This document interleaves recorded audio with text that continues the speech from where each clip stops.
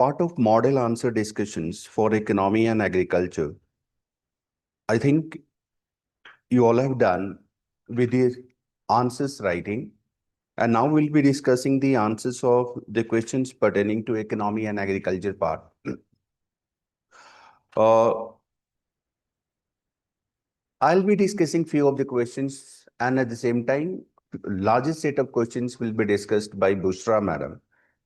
So I'll be taking question number 7 and question number 8. But before I deal with this particular question, I need to tell you something about how you need to improve upon your writing skills as far as answers writing for GS3, particularly economic section is concerned. See, the type of questions which have been asked by UPSC in recent days have deviated from the static part which used to be trained earlier. Now, as a part of your preparation for UPSC, largely for this particular subject, you need to emphasize too much on dynamic part, means developments which are taking place in the domain of Indian economy as well as the global economy. The different sectors pertaining to Indian economy, whether it's agriculture, whether it's industry, or whether it's services, or any other subsectors, you need to clearly, comprehensively follow the developments in those particular subsectors. Then only you'll be able to attempt those questions correctly. So whenever you were studying, whenever you were preparing for Indian economy as such, or GS paper 3 as such, आपको क्या करना है कि the current developments and whatever developments which have been taking place, on day-to-day basis, you need to have a thorough understanding of those developments and try to write the summary of those developments also, so that you can incorporate those developments while writing answers. See, unless and until you do all these things, you will not be able to give justice to the type of questions which are being asked. See, gone are those days कि जहां पर 5 questions रहते थे, 10 questions रहते थे, और आप क्या करते थे कि स्टैटिक पार्ट कवर कर लेते थे and your answers are done. See, nowadays, even though certain static question has been asked, but then UPSC is trying to understand that whether you are updated with the developments pertaining to those particular topics or not. So day-to-day developments or current developments or dynamic part which you say, has become very, very important, compulsion for you all, because you cannot ignore in any manner whatever may be the mode of questions which have been asked. So whether it's a static part or dynamic part, you need to be updated with day-to-day developments. So let's say if I ask you all that, let's say our Prime Minister has visited in the recent past to Malaysia, has visited to Australia, has visited to New Zealand. So you need to have, thorough understanding of, about what does these developments mean to India and mean to world, mean to Indian economy, mean to world economy, mean to defense sector, mean to civil nuclear cooperation with Australia, or in any form or the other form you need to understand. So henceforth, when you will be preparing for this particular subject, आप day to day developments जो भी हो रहे हैं उसका summary कहीं ना कहीं लिखते रहो, और उस समरी को क्या करो, whenever answers writings, freedom module questions are being given to you, you need to incorporate those developments in your answers so as to justify the answers. Otherwise, you will not be getting good marks, good scores. So going by the questions which have been asked, the first question is, resolution of twin balance sheet problem has significantly cleaned up Indian bank balance sheets, but emerging vulnerabilities in unsecured retail lending pose new risks to financial stability. अब इस questions में अगर आप underline करेंगे तो सबसे पहला जो टर्मिनोलॉजी आपको दिख रहा है, twin balance sheet problem. Now this problem has significantly cleaned up Indian bank balance sheets, but emerging vulnerabilities in unresolved retail lending pose new risks. Now, please do underline few terms: twin balance sheet problem. Second is cleaned up Indian bank balance sheets. Third is emerging vulnerabilities. Fourth is unsecured retail lending. Unsecured retail lending. Four terms. Understood? You need to have clarity about all these four terms. Then only you will be able to attempt the answers for this. पहली बात समझते हैं कि twin balance sheet problem क्या था और syndrome क्या था. If you go by economic survey of the last, 7 to 8 years, so these were the problem which was given, consecutive years. This particular term was mentioned in economic survey. And what was the problem, I will tell you. Going by 2010, when Indian economy was largely impacted, understood, Indian businesses were impacted, their balance sheets were impacted. So with the impact of their balance sheets, the balance sheets of the banks also got impacted. In good times, what happens, जब अच्छा समय होता है तो the lending institutions lend to a larger extent to businesses. But then when business cycle fluctuates and the contractional phase of business cycle starts posing risks to the businesses, so they start defaulting. Indian economy के context में post 2010 ऐसा ही हुआ कि when Indian businesses started, facing challenges, they started defaulting the Indian banks. And when they started defaulting the Indian banks, their balance sheets also got worsened. And that created twin balance sheet syndrome. It means the balance sheets of the Indian businesses being affected due to low revenue, less demand in the economy, because India or Indian economy was largely impacted by the global financial crisis. और उसके साथ साथ जब वो impact होने लगा तो automatically the businesses started defaulting and gross net performing assets, gross non-performing assets, GNPA, of the banks also started increasing. Now, from here, then RBI governor was Sri Raghuram Rajan. He started taking measures in order to bring down the level of gross non-performing assets of the banks. Now, in the government as well as RBI, after 2010-11, they took many steps in order to bring down the financial stability as far as performance of the public sector banks are concerned. And in these, they brought many legislations also. And one of the important legislation was Insolvency and Bankruptcy Code.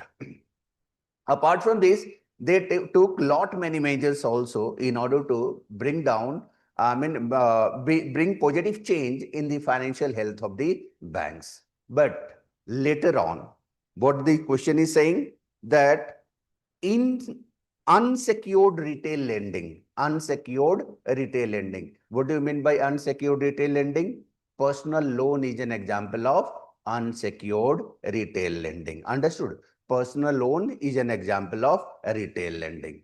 So all these developments are one part of the question. The other part is that in recent years, post-COVID, the amount of credit lending which has been done by banks either to non-banking financial companies or to other institutions or to individual households, that has increased, and that has led to larger percentage of their total advances.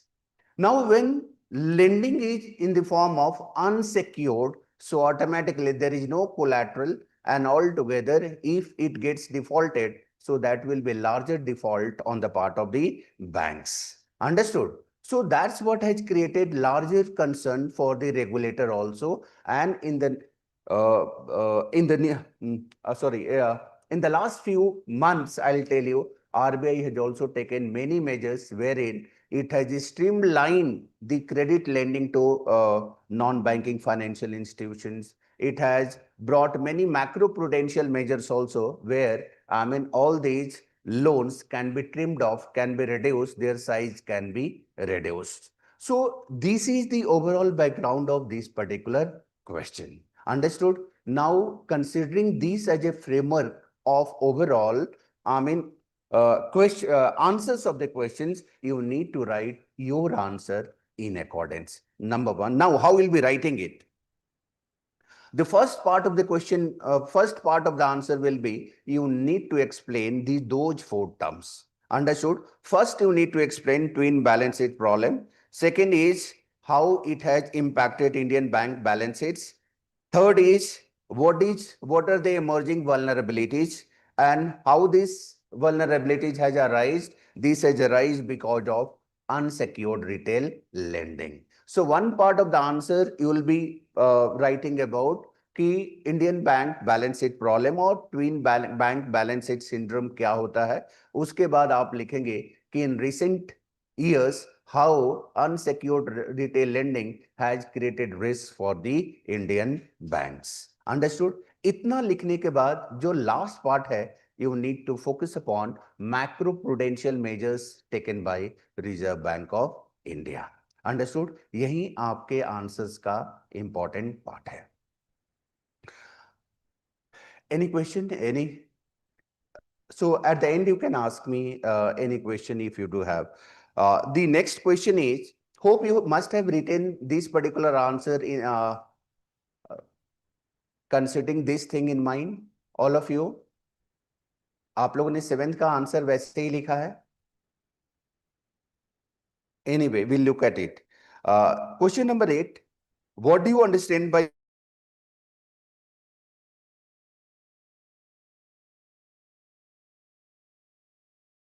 examine the trade-offs between undertaking capital expenditure for economic revival and adhering to the fiscal deficit targets led by AFRBM review committee? See, I'll tell you. This is very simple question. यहाँ पर आपको समझना है कि fiscal consolidation क्या है और fiscal consolidation कैसे समझना हमें कि सिंस पैंडेमिक आपको पता है कि our fiscal deficit, has gone to a larger extent and slowly, gradually, what government of India has been doing is trying to bring into, lower levels. Understood? So if you look at the existing fiscal deficit targets, so that is in around 3 to 4% of GDP. Understood? 3 to 4% of GDP. So in the near future, government of India is very much serious about how this can bring down the fiscal deficit, numbers. Narrow down the fiscal deficit numbers. This is very important for a country because, fiscal deficit numbers are increasing too much. So altogether, they start impacting the other set of economic variables. And that's why each and every country, they always try to bring the fiscal deficit numbers down or narrow down the fiscal deficit numbers. Now, if you look at fiscal consolidation, so fiscal consolidation यहाँ पर आपको बात करनी है कि post pandemic जो fiscal deficit numbers हमारे इतने बढ़े, understood, and that those regions where all together external regions, all economy was the fundamentals of the economy were good. There were no challenge with the fundamentals, but simply because most of the macroeconomic variables or the overall revenue of the government was not there during pandemic, and that's why the fiscal deficit numbers widened to a larger extent because there were expenditure by government, and during pandemic there were no different sources of revenue. But from there onwards, we need to focus upon how government each and every year has tried to trim down the fiscal deficit, wherein how it has trimmed down by consolidating the expenditure and at the same time managing the revenue.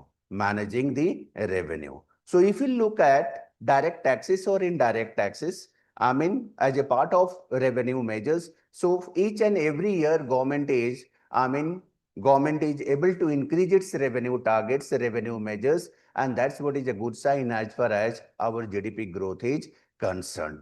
Understood. So at one hand, our revenue measures have increased. On the other hand, you might have seen that government capital expenditure also has increased. So whenever a government is spending on capital expenditure, I mean creating assets, I mean whether it's roads, whether it's railways, whether it's infrastructure boosting. So for a developing economy like India, that is very, very important. But then there is no way wherein we can expect that in order to trim the fiscal deficit, we shall not invest in capital expenditure. Any developing economy need not worry about, I mean, fiscal deficit numbers once, but it should always see and ensure that whatever spendings are done by the government, larger part of the spending is done for capital expenditure and not for revenue expenditures. The certain part of expenditure will be definitely be for revenue also, but as a government, as a developing economy, we need to ensure that these revenue expenditures are always taken care of. Understood? Shall always be reduced to the minimum possible, whatever government can do. But at the same time, for a developing economy, I mean, it's always better that the government need to spend in capital expenditure. So, as far as FRBM Act is also concerned, I mean, nowhere it has been mentioned that, I mean, government shall not be spending on capital expenditure, because if you are spending on capital expenditure, tomorrow it will have a multiplier effect. Understood? It will have multiplier effect on the economy, because investment in capex leads to growth in some other way. Understood? Investment in capex, capital expenditure, leads to growth in some other way. It influences growth. It influences growth. एक simple example के तौर पर मैं बोल रहा हूं, अगर आपके गांव से एक सड़क गुजर रही है, तो आप बताइए कि कितने लोगों को direct and indirect form of employment opportunities मिलती है. And that's what increase in capital expenditure has influenced growth. So as far as this question is concerned, आपका सिंपल सा आंसर होना चाहिए कि फिजिकल कंसोलिडेशन क्या होता है and how government, what steps government has done to ensure physical consolidation post pandemic. और ये जो आंसर्स होगा बहुत पॉजिटिवली आपको आंसर करना है कि because government has taken lot of good initiatives in order to go for ensure fiscal consolidation. Trade-offs between undertaking capital expenditure for economic revival and adhering to fiscal deficit targets. ये देखिए जो trade off की बात की गई है, एक तरफ क्या है कैपिटल एक्सपेंडिचर की, और दूसरी तरफ क्या बोला गया है, I mean restricting to physical FRBM targets. Understood? See, it is possible that spending, while spending in capital expenditure, also we can ensure the target set by FRBM. Understood? क्यों ऐसा भाई? क्योंकि when you are spending in capital expenditure, that creates a multiplier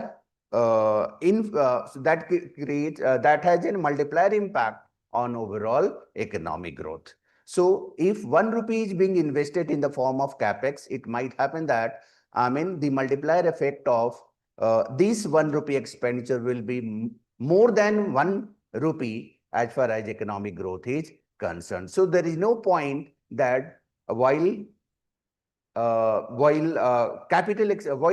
undergoing capital expenditure, we cannot manage the target set by FRBM. Understood? FRBM, Fiscal Responsibility Budget Management. So this is all about these particular two questions. These two questions. I mean, rest of the question, Bushra madam will be taking with you. Understood? And if any question, any doubt, if you have anything regarding any of the questions, either you can get back to her or you can get back to me. Thank you so much. Bushra madam, over to you.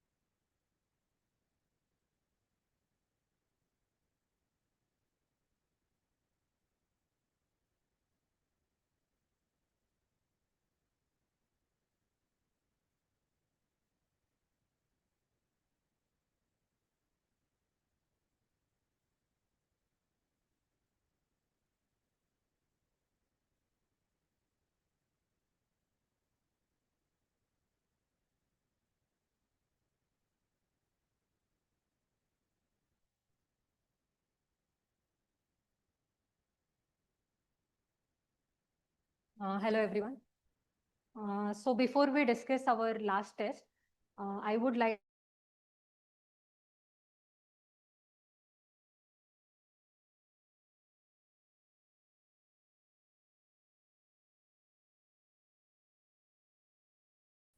as compared to the other subjects.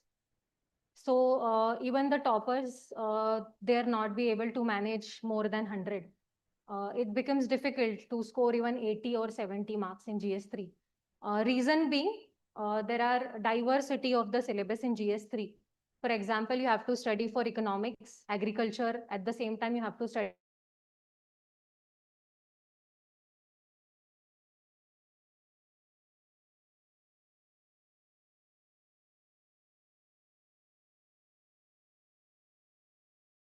multiple sources. And on top of that, it's like you have to integrate your current knowledge also with this paper. Because अगर आप देखोगे GS1, 2 and 4, it has very much like static and defined syllabus. ऐसे नहीं है कि GS3 में नहीं है. GS3 also has a defined syllabus. But then you have to like sense so many things to address the GS3 paper demand particularly. So suppose if we are discussing economics and agriculture paper today, so our focus will be more upon this like economics and agriculture. So पहले तो आपको पता है कि अगर diverse syllabus है तो you need to have like a crisp source that you need to like follow for like answer writing and your clear and crystal understanding.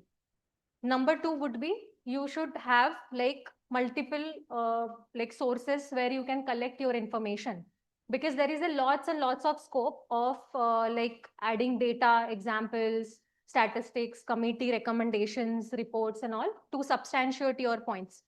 So that means आपको prepare करना है for economics. The best sources would be your budget, economic survey and NITI Aayog का report 75 करके एक document आता है. So उसमें आपको बहुत सारे जो है वो details मिल जाते हैं. For example, अगर industry aviations पे questions है, infrastructure पे questions है, agriculture के respect में है, तो data वगैरह आप वहाँ से drive कर सकते हो. And economic and budget is the major component of it. Along with that, conceptual clarity is like which is required. For example, अभी सर ने जो है 4 term define किए थे. Unsecured lending क्या, retail lending क्या होता है, twin balance sheet problem क्या होता है. So you should have a clear and crystal understanding of all such terms. So that are there in your like sources. You just have to cover it thoroughly. So आपको पहले देखना है कि मेरा static कितना cover है, और along with that, when I'm writing an answer, मैं उसको justify कर पा रहा हूँ या कर पा रही हूँ या नहीं. So this is what UPSC expects from GS3 section.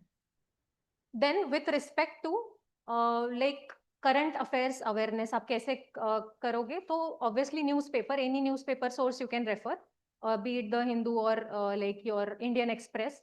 So दोनों में भी काफी अच्छे articles होते हैं economics के, तो आप दोनों में से कोई भी एक source refer कर सकते हो. With respect to introduction and conclusion, in this paper, like specifically in GS3, you have lots of scope to write like current affairs based, data based introduction. Way forward में भी आपके पास government schemes है, वो आप quote कर सकते हो. And conclusion में भी आपको काफी अच्छा scope होता है एक vision या फिर एक solution oriented answer लिखने के लिए. So introduction में, for example, if there is a question on unemployment, you can quote PLFS, Periodic Labor Force Survey. If there is a question upon logistic, you can quote Logistic Performance Index. If there is a question on hunger and malnutrition, you can quote about National Family Health Survey. So ऐसे कुछ sources है, economic survey हो गया, budget हो गया, आप directly quote कर सकते हो. Just write the source from where you have covered that particular news. Coming to the conclusion part or way forward, so your way forward should look more practical. ऐसे नहीं है कि अगर आप inclusive growth पे कोई way forward दे रहे हो तो आप लिखोगे कि financial inclusion किया, so that way you can assure inclusive growth. You have to show to the examiner that financial inclusion में भी आपने जैम जनधन आधार मोबाइल को कनेक्ट करके फिर आपने जो है वो इंश्योर किया है inclusive growth को. So that needs to be substantiated. That was like missing in various like copies that I have checked. Then conclusion में भी आपके पास काफी अच्छा scope होता है. For example, जो government के taglines है. For example, if there is a question on industry, you can write about the 5 trillion economy goal. If there is a question on inclusive growth, you can write about the सबका साथ, सबका विकास, सबका प्रयास. Then cooperative पे होगा तो सहकार से समृद्धि, that you can quote, zero defect zero effect in agriculture, और एमएसएमई पे होगा तो vocal for local. So such taglines you have scopes, ऐसे मल्टीपल है, वो आप आपके एक एक थीम के हिसाब से जो है वो मैनेज कर सकते हो कंटेंट को. सो ओवरऑल अगर हम देखेंगे तो पहले आपको कंटेंट मैनेजमेंट पे ज्यादा फोकस करना है with good like number of examples, with sources and with current affairs integration. So this is all like how you can score well good in your GS3 with respect to your economics and agriculture. We will discuss about the other parts of the syllabus when we will discuss the science and technology, internal security and all. So I hope that you have got the clear idea about how we can strategize. Okay? So let's move toward question number 1.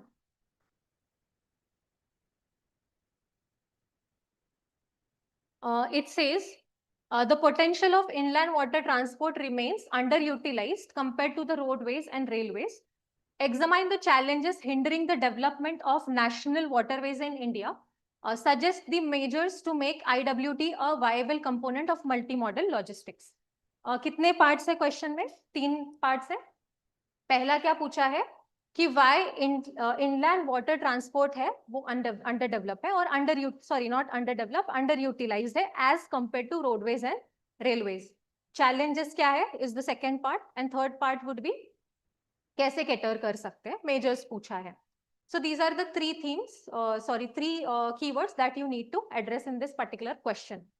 I have observe कि आपने काफी अच्छा introduction लिखा है कि 3% of capacity है inland water transport की अभी as compare to roadways and railways, and then directly you have started addressing the challenges. So this is not what it is expected. See, आपको एक कोई स्टेटमेंट दिया हुआ है तो वो स्टेटमेंट आपको अच्छे से जस्टिफाई भी करना है. अब कैसे जस्टिफाई करना है? तो पहले पूछा है कि as compare to roadways and railways कैसे अंडर यूटिलाइज है. सो आपको कुछ पहले डेटा जो है वो देना पड़ेगा.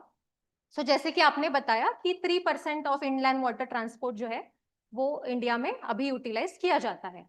Before that you can also right about what is inland water transport. So inland water transport means navigable reverse, canals, जहां से आप शिप और कार्गो मूवमेंट्स का जो है वो से ट्रेड या फिर टूरिज्म को प्रमोट करते हो. एंड टेक्निकली आप देखोगे तो इंडिया में नेशनल वाटरवेज हम लोगों ने डेवलप किया है. So that is the thing. So inland water transport का अगर हम brief history देखेंगे कि कैसे start हुआ, तो in ancient India rivers were the major trade routes, be it your Ganga Yamuna link or your Tamra-Lipta port, आपने history में पढ़ा होगा. Then in 17th century, mostly like in European countries like France और फिर Western USA में ये सारा जो है inland water transport developed हुआ. But then what happened in 17th or 18th, late 17th or 18th century, large cargo vessels जब उसका डिमांड बढ़ने लगा, जब ज्यादा ट्रेड का डिमांड बढ़ रहा था ग्लोबली, तो the demand of inland water transport has been shifted to mighty oceans, क्योंकि अब ज्यादा बड़े शिप्स की रिक्वायरमेंट होगी ना, तो ऐसे जो है वो उसका डिमांड डिक्लाइन होने लगा था इनलैंड वाटर ट्रांसपोर्ट का. Then when Britishers came to India during colonization period, what happened is we led to the expansion of railways and roadways.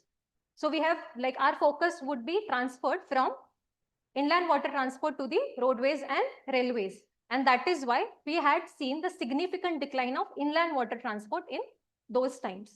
But we see the institutional revival of your inland water transport after independence or post independence. How? In the form of your national waterways. So your national waterway 1 on the river of Ganga Hooghly river, then your national waterway 2 on Brahmaputra river, and then your national waterway 3 west coast canal bhi jisko bolte hain. And recently we have seen that we have like one more national waterway 57 on Kopili river, which is based in Assam. So ये आपने prelims में भी पढ़ा होगा. So national waterway policy थी क्या हमारे पास अभी, या फिर अभी है national waterway policy? So we have National Waterway Act of 2016. And then we have the Inland Waterway Authority of India, that under Ministry of Ports and Shipping, which looks after the inland water transport.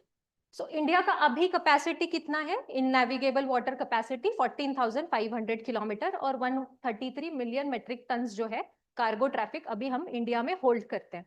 So अब बता सकते हो कि इतना जो है वो India का नेविगेबल रेंज है.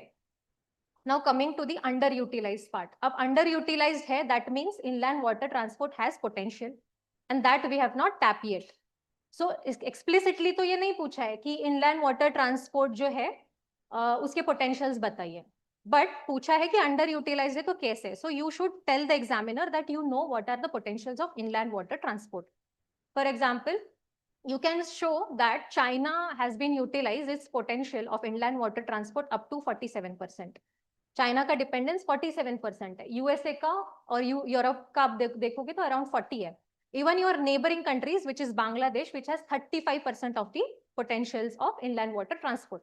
बट इंडिया में जो है वो अभी तक उसको टैप ही नहीं किया गया. रादर हम बोलेंगे कि हम लोगों ने ज्यादा रोडवेज और रेलवेज के ऊपर रिलाई किया है. Another important potential of inland water transport would be the fuel and efficiency cost. अगर आप कंपेयर करोगे फ्यूल और एफिशिएंसी कॉस्ट का विद रेलवेज एंड रोडवेज अभी प्रॉफिट में है क्या? नहीं है, राइट? बट ज्यादा कार्गो ट्रैफिक आपको कहाँ दिख रहा है? Roadways and railways. सो हमने अभी भी उसको जो हमारा पोटेंशियल है इनलैंड वाटर ट्रांसपोर्ट का उसको यूटिलाइज नहीं किया है. Then when it comes to environmental issues, so environment में हम अभी ग्रीन हाइड्रोजन के बारे में बात करें कि ग्रीन हाइड्रोजन मिशन लेके आएंगे, फिर उसमें फ्यूल का जो कैपेसिटी है रोडवेज एंड रेलवेज का उसका एमिशन कम करेंगे. तो एग्जैक्टली इनलैंड वाटर ट्रांसपोर्ट से क्या होगा, आपका जो global greenhouse gas contribution है वो कम करता है as compare to roadways and railways. That point you can show. So around 32 to 35 grams of CO2 emit करता है. That is very less as compare to roadways and railways. That you can show. Then apart from that, there are strategic importance of your IWT. What are the strategic importance? For example, your national security concerns. आप उसको border areas से link कर सकते हो. Then disaster management के time पे जब roadways and railways जो है work नहीं करते हैं basically geographical terrain और couple of reasons की वजह से, that time you can utilize your inland water transport. So this is how you can start writing your answers. So ये जो point है आप उसको एक summary में लिख सकते हो कि how the inland water transport has been utilized in India and how we can like further think about taking the inland waterway forward. Now second part would be the challenges. So I have seen ki most of you have written good and enough like content about this challenges. आपको पता है कि क्या क्या challenges है, जो geographical challenges है, क्योंकि बहुत सारे जो इंडिया में rivers है वो नॉन पेरिनियल रिवर्स है, सिल्टेशन का इशू है, इंफ्रास्ट्रक्चरल में भी गैप है क्योंकि रोडवेज और रेलवेज ही अभी तक अच्छे से डेवलप नहीं हुए, लास्ट माइल कनेक्टिविटी नहीं है, या फिर डिसजॉइंटेडनेस है because of the geographical reasons. Night navigable system नहीं है हमारे पास, जीपीएस भी हम दूसरों के ऊपर डिपेंडेंट है, रिवर इंफॉर्मेशन सिस्टम हमारे पास अभी उतना डेवलप नहीं है. Then we have the federal issue जहाँ पे national port are subject of your centre, union list में आता है. But when it comes to river bed development, it comes to your state. Land is also a state subject. So उसमें federal issue भी है जो आपको balance करना पड़ रहा है. Governance का issues है, delay in policy making है. तो ये सारे issues जो है वो आपने list out बहुत अच्छे से किए हैं. So seasonal fluctuation of rivers, infrastructural deficit क्या क्या है? That we have already covered. Now measures needed. So measures needed में अभी आपको क्या करना है, आपको पता है कि जोग्राफिकल इशू है, इंफ्रास्ट्रक्चरल गैप है, गवर्नेंस इशू है, फेडरल इशू है, तो सबके एक एक सोल्यूशंस लिखने हैं, दैट्स इट. अगर जोग्राफिकल और नेविगेबल का इशू है, नेविगेबल वाटर नहीं है मतलब हमारे पास, तो व्हाट वी कैन डू, तो हम जीपीएस रिवर इंफॉर्मेशन सिस्टम को डेवलप कर सकते हैं. उसके बाद में प्राइवेट पार्टिसिपेशन नहीं है. सो आपको पता है प्राइवेट पार्टिसिपेशन क्यों नहीं है? प्राइवेट का मोटिव क्या होता है? To earn profit, right? So वो ऑब्वियसली उनका कमर्शियल मोटिव कहाँ से सस्टेन होगा? रोडवेज एंड रेलवेज से. तो वो कहाँ पे फिर लाइक उनका इन्वेस्टमेंट करेंगे? Roadways and railways. क्योंकि अगर यहाँ पे अगर इनलैंड वाटर ट्रांसपोर्ट में लॉजिस्टिक कॉस्ट कम करना है तो ऑब्वियसली उनको प्रॉफिट भी तो कम होगा, लाइक सिग्निफिकेंट प्रॉफिट नहीं होगा जो उनको रोडवेज और रेलवेज से मिलता है. That is why crowd in out private effect भी है. So that we need to cater. So government की पॉलिसीज भी है, जलवाहक पॉलिसी है, एक जलवाहक स्कीम है, उसमें गवर्नमेंट क्या करता है 35% रीइंबर्समेंट देता है. देन गवर्नमेंट का एक टोनेज टैक्स बेनिफिट्स है जो लॉजिस्टिक ऑपरेशनल कॉस्ट होते हैं. तो बजट 2025-2026 में रिसेंटली टोनेज टैक्स को जो है वो कम किया गया है. That also you can write. And then multi modal connectivity हम ला सकते हैं, जैसे कि आपका डेडिकेटेड फ्रेट कॉरिडोर्स हो गया, तो क्या हम नेशनल वाटरवे को डेडिकेटेड फ्रेट कॉरिडोर या फिर मल्टी डायमेंशनल वे में कनेक्ट कर सकते हैं क्या? सो that you can write about the measures of this thing. And then to conclude this answer, you can write ki inland water transport is a transformative like mode in terms of less carbon emission, low cost and high impact blue logistic policy. And you can write about the blue logistic mission जो है हमारा 2030 India's maritime vision 2030. उसका क्या aspiration है कि 500 trillion metric trillion जो है वो हमको मेट्रिक टन जो है वो अचीव करना है cargo traffic. So this is how you can conclude your answer. I hope this question is clear to you. Do you have any doubt with respect to this question? Okay, we'll move towards the next question.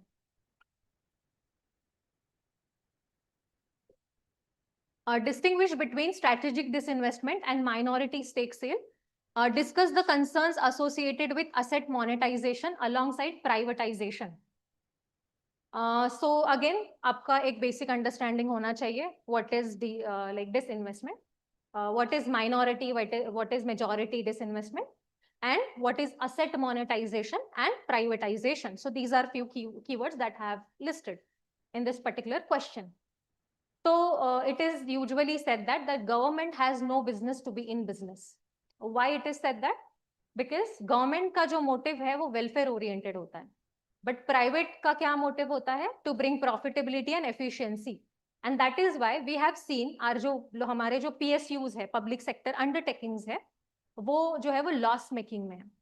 And that is why government is thinking like to sell or liquidate its shares to the private companies to bring more private like players into the that particular PSUs and to work upon their efficiency and to bring the return on investment rates and all.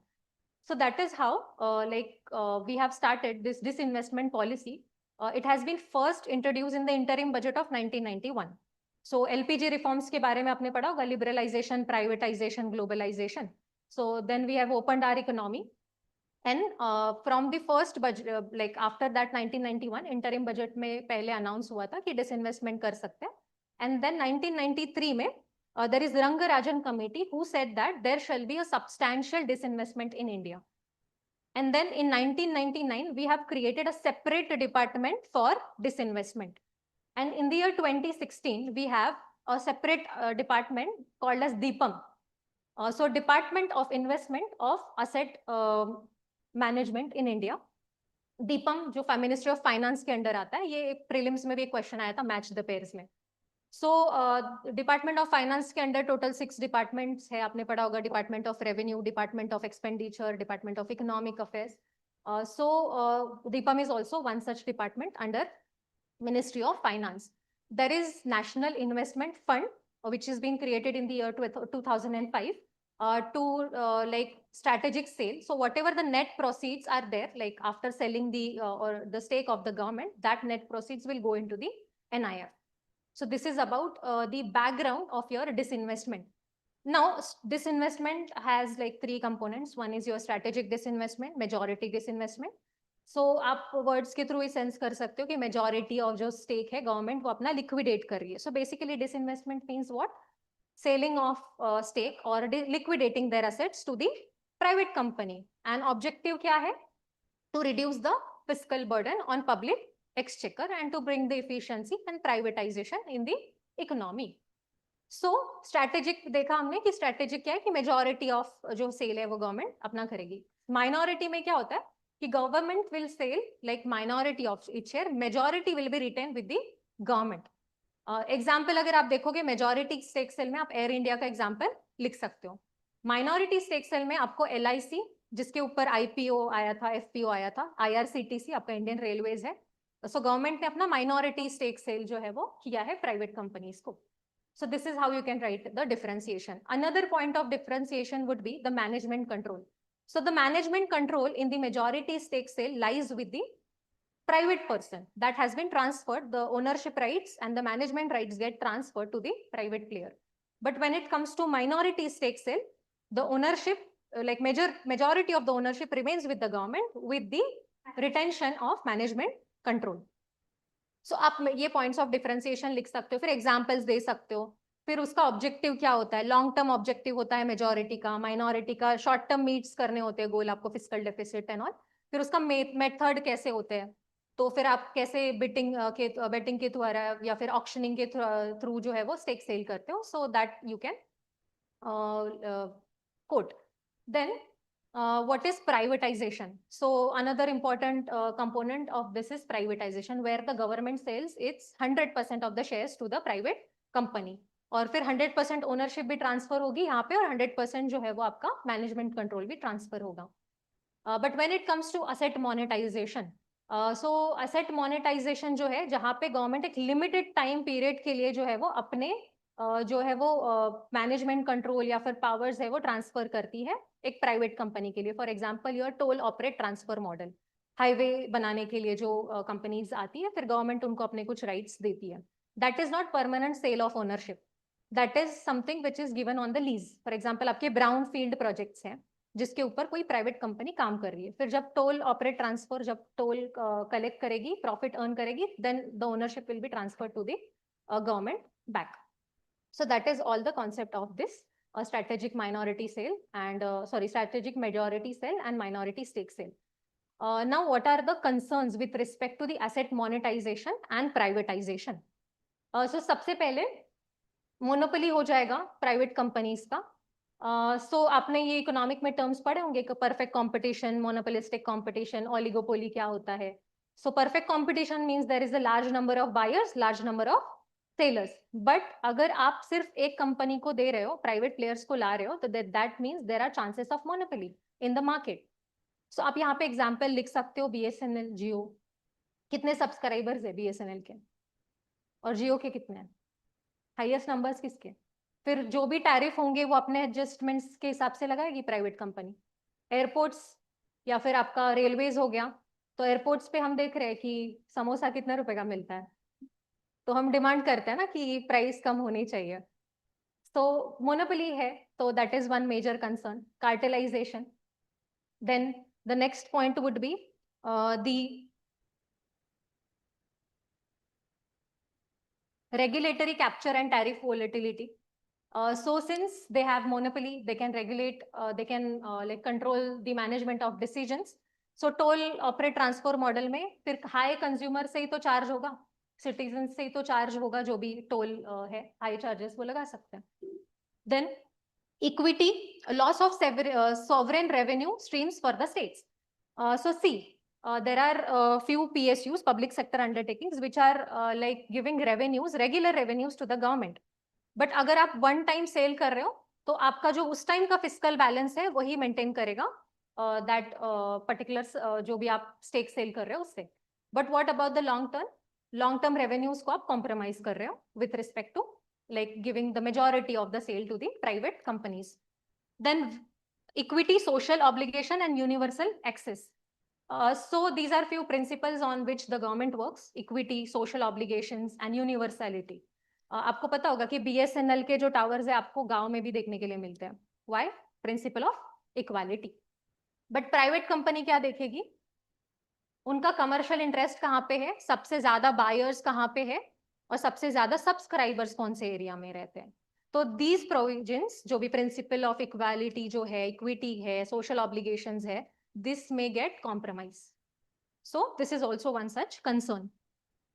Apart from this, valuation of risks and distress sales. So since government is in urgent need of like money, sometimes it may happen कि उन्होंने under valuation कर दिया अपने asset का, उसका value ज्यादा था, लेकिन because of like meeting the needs, like deficit demands, they have sell their assets under distress. So that is also one concerning thing. Crony capitalism. आप डिसइन्वेस्टमेंट जब कर रहे हो तो कौन से प्राइवेट कंपनीज को आप दे रहे हो, I will not name any, ठीक है, बट उसका क्राइटेरिया क्या है कि कौन से प्राइवेट कंपनीज को देने हैं, फेवरिज्म हो रहा है या नहीं हो रहा है. So this is also a term which you can mention in your answer, that is crony capitalism. Then with respect to strategic and national security concerns. So कुछ सेक्टर्स ऐसे हैं जो इंडिया के इंटरनेशनल सिक्योरिटी के लिए important है. For example your oil, your natural gas, अगर हम उसका प्राइवेटाइजेशन करेंगे और उसमें अगर प्राइवेटाइजेशन लेके आ रहे हैं तो ग्लोबली हमारे लिए थोड़ा इशू आ सकता है इस चीज में. So this is also one concerning thing. Now अभी जब हम वे फॉरवर्ड लिखेंगे, very less scope of writing way forward in 10 marker answer, but even if we could just see कि क्या वे फॉरवर्ड हो सकता है इसमें. So to address the private partnership in the disinvestment, आप विजय केलकर कमेटी रिकमेंडेशंस लिख सकते हो. उसके बाद में there are few international models that you can write कि कैसे इंटरनेशनल लेवल पे डिसइन्वेस्टमेंट होता है. फॉर एग्जाम्पल सिंगापुर का टेमास्क मॉडल है. तो उसमें क्या होता है कि government strengths the strategic ownership, और उसका एक प्रोफेशनल डिसइन्वेस्टमेंट होता है प्रॉपर कि कैसे बिडर्स आएंगे, कौन से बिडर्स को, कौन से प्राइवेट प्लेयर्स को जो है वो डिसइन्वेस्टमेंट करना है. So Temasek model you can quote, Singapore का है. Then there is one more, France का एक गोल्डन शेयर मैकेनिज्म है. Golden share mechanism is the critical sectors जो भी है उसके वोटिंग राइट्स जो है वो गवर्नमेंट के पास में होंगे. जैसे हमने देखा कि मैनेजमेंट कंट्रोल जो है वो गवर्नमेंट ट्रांसफर करता है majority stake sale, but under golden जो ये है शेयर मैकेनिज्म, उसमें गवर्नमेंट के पास जो है वो स्ट्रेटेजिक वोटिंग राइट्स रहते हैं, सिर्फ जो है वो ओनरशिप दी जाती है. And if like you have to conclude कि इसका कंक्लूजन कैसे लिखना है, तो वे फॉरवर्ड कंक्लूजन हो सकता है with good analysis. For example, does disinvestment work for India और not. So what are your opinions कि डिसइन्वेस्टमेंट इंडिया के लिए वर्क किया है, नहीं किया है? What do you think?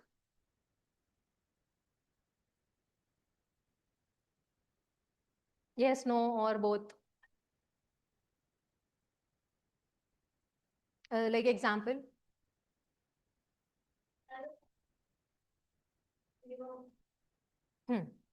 Okay. So here also you can write a balanced answer such as आप बाल्को का एग्जाम्पल लिख सकते हो, भारत एल्यूमिनियम लिमिटेड. सो उसका एक काफी अच्छा एग्जाम्पल है कि एलोय रोड्स जो है वो हमने पृथ्वी और अग्नि मिसाइल में यूज किया है, और उसका भी शेयर देखेंगे तो 10% टॉप लीडिंग कंपनीज में आता है. सो पहले पीएसयू था जो लॉस मेकिंग था, बट नाउ आफ्टर प्राइवेटाइजेशन मतलब majority stake sale, it's doing good. Then आप एग्जाम्पल लिख सकते हो सीपीसी जो अभी आजकल टीसीएस है. सो टीसीएस का एग्जाम्पल आप लिख सकते हो. So these are few like examples which have helped disinvestment process.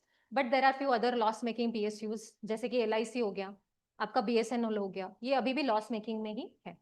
So this is how you can write about this answer. And then there is one more thing I have noticed that यहाँ पे scope था majority और minority का जो है distinguish आप एक tabular format में लिखो. बहुत सारे लोगों ने लिखा भी है, बट जब ऐसे आपको स्पेसिफिक क्वेश्चन पूछ रहा है डिफरेंशिएशन का, आपके पास स्पेस भी है, तो आप ऐसे डायग्राम फॉर्मेट में भी लिख सकते हो. मतलब इकोनॉमी में ज्यादा स्कोप होता है आपको डायग्राम्स, डेटा सेट्स और फैक्ट्स डालने के लिए. सो this is how this answer should be addressed.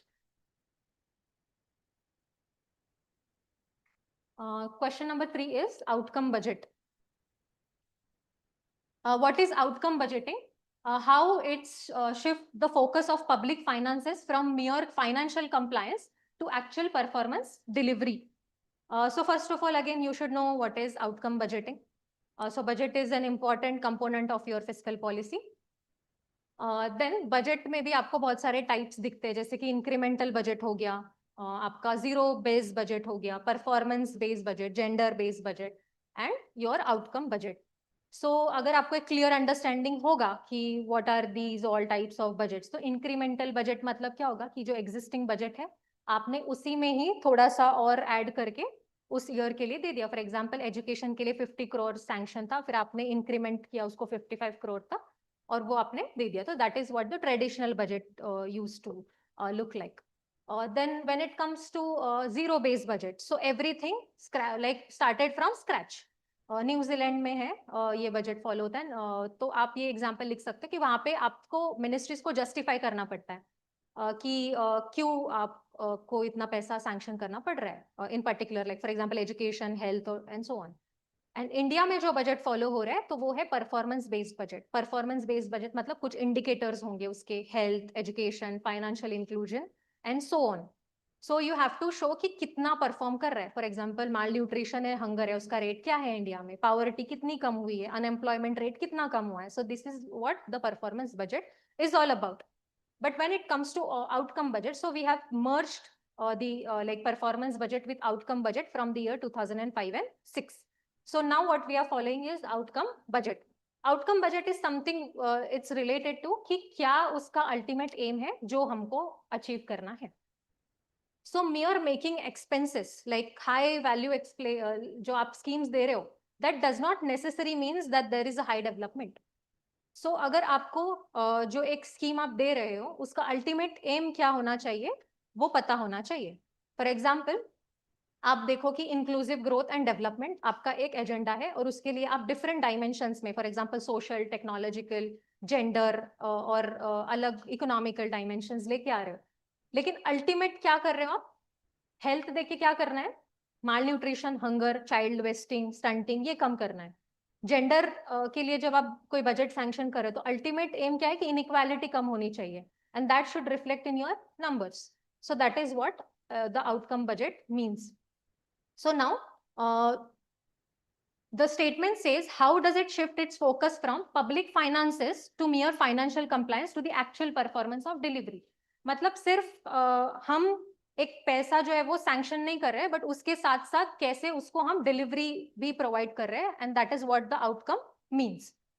So outcome budgeting में ये 2025-26 के 3 कंपोनेंट्स है, आउटले, आउटपुट एंड आउटकम्स. ये बजट से है तो आप ये कोट कर सकते हो. आउटले मीन्स आपने कितना सैंक्शन किया है, आउटपुट्स में से मतलब इमीडिएट कितना रिजल्ट्स है, और outcome means long term ultimate impact क्या है. सो ये 3 वर्ड्स आप आपके इसमें कोट कर सकते हो. So focus from financial compliance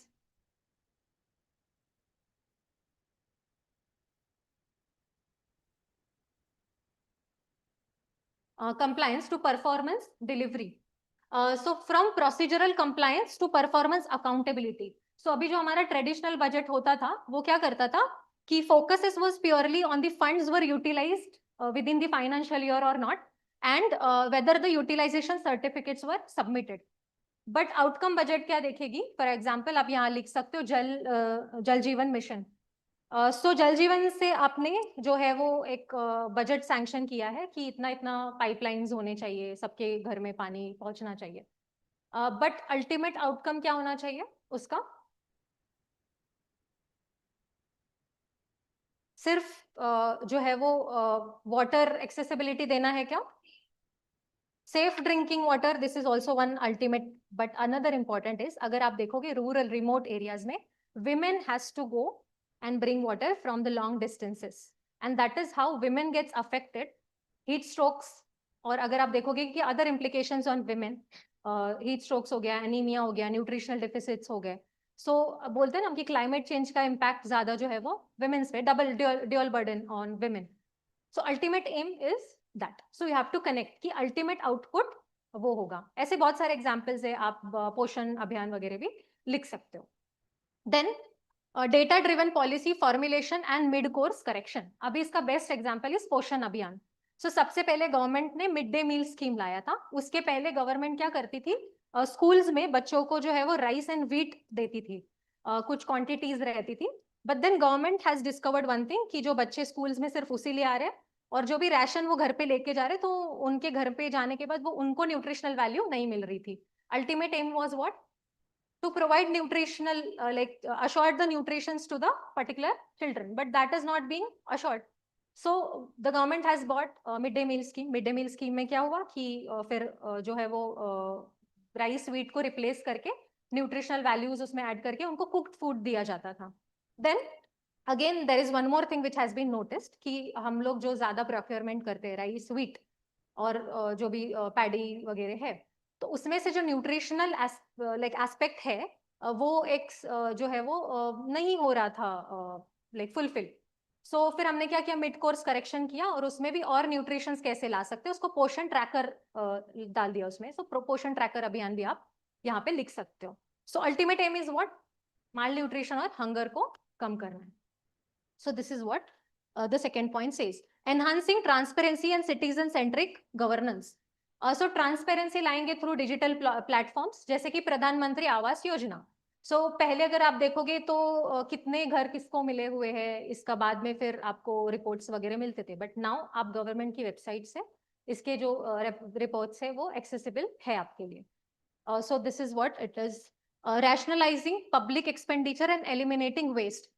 So ministries has to justify कि अगर एजुकेशन के लिए इतना बजट है तो क्यों है, कितना स्पेंड किया है, हेल्थ के लिए इतना है तो क्यों है. सो उसमें से जो भी वेस्टेजेस है या फिर प्रॉपर चैनलाइज किया जाएगा एक्सपेंडिचर को, क्योंकि हमारा अल्टीमेट है ना कि हम रेवेन्यू एक्सपेंडिचर को कम करेंगे, कैपिटल एक्सपेंडिचर को बढ़ाना है. So this outcome budget helps. तो आप ये पॉइंट भी लिख सकते हो कि ultimate aim is to reduce the revenue like expenditure and increase the capital expenditure. Institutionalizing results oriented culture in bureaucracy. So implementation authorities, bureaucrats. So just like pushing files से लेके हम उसको अकाउंटेबल बना रहे हैं. कैसे? एस्पिरेशनल डिस्ट्रिक्ट प्रोग्राम्स, उसके कुछ की फैक्टर्स हैं.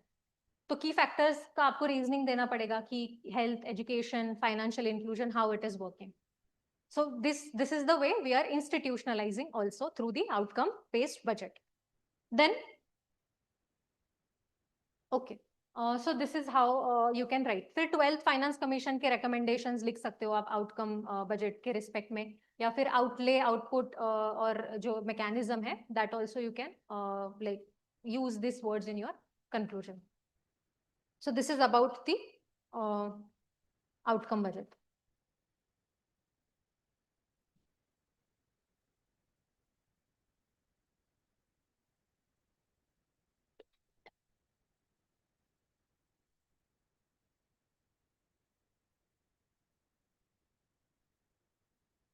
Question number 4 says, with traditional laws becoming in the face of declining average land holding sizes, evaluate the socio-economic implications of modernizing the land records, that is your DRLRMP program, and legalizing the leasing. Land reforms is like very important topic from your syllabus. So land reforms is basically the redistribution of lands to the landless. So it has 3 components: abolition of intermediaries, tenancy reforms, and land consolidation. So abolition of जो land reforms हमने intermediaries लाया है through land reforms. So आपका जमींदारी, Mahalwari, ryotwari system को हमने abolish किया था. So intermediaries के लिए हमने फिर एक law भी लाया है 1972 का, abolition of intermediaries. Then tenancy laws क्यों important है? Security of tenure to the tillers. Then rent arrangements के लिए, or giving certain ownership rights to the tenants. But that can be assured through creating land records. So India में आपने देखा होगा कि land records का क्या issue है इतने टाइम से, और उनको सफर भी करना पड़ रहा है. आपको जमींदारी के भी issues पता होंगे. So to solve all such problems, हमारे पास एक tenancy law भी है. But with respect to like digitalization of land records, that is what the demand of the question is exactly. So suppose if there is a tenant and if he goes and asks his right, so his name should be there on the land records first to claim the rights. If his name is not listed in the land records, how would he like claim for that tenancy rights? So that is why creation of land reforms becomes very much important, and that is the way we are ensuring it through the DLRMP program. So अगर आप देखोगे कि फिर India में कैसे land reforms को land records को create किया जाता था, तो हम कैडेस्ट्रल मैप्स लेके आते थे हर 30 इयर्स में. फर्स्ट फाइनेंशियल हमारा जो नेशनल प्लानिंग कमीशन था, फर्स्ट बजट में हमने एक पायलट प्रोजेक्ट भी लाया था in terms of land records. But later on we thought of like having this digital records. तो उसमें क्या होगा कि कंप्यूटराइज सिस्टम होंगे, सर्वे होंगे. स्वामित्व पोर्टल के बारे में आपने सुना होगा. तो सर्वे होगा लैंड का थ्रू ड्रोन्स, और फिर जो है वो लैंड्स के एक जो है कंक्लूसिव रिकॉर्ड्स जो है वो क्रिएट किए जाएंगे रूरल एरियाज में भी. सो दिस इज व्हाट अबाउट 2008 में DRLMP को लॉन्च किया था, एंड फिर 2016 में लेटर ऑन इसको एक सेंटर सेक्टरल स्कीम बनाया है, जहाँ से 100% गवर्नमेंट फंड करता है जब कोई भी सेंट्रल सेक्टर स्कीम होता है. अब आप देखोगे तो land is a state subject, तो फेडरल इशू तो आता है. सो बहुत सारे ऐसे भी स्टेट्स हैं जिन्होंने लैंड रिकॉर्ड्स को क्रिएट करने के लिए कुछ इनिशिएटिव्स लिए हैं. फॉर एग्जांपल कर्नाटका का भूमि प्रोजेक्ट 2000 है. फिर उसके बाद में राजस्थान का एक urban land certification of titles act 2016 है. एंड आंध्र प्रदेश ने काफी अच्छा इनिशिएटिव लिया था with respect to creation of land records through blockchain technology. So these are all like initiatives that have been already taken in the past. But now what government is trying to do is to bring the modernized land records with conclusive titles.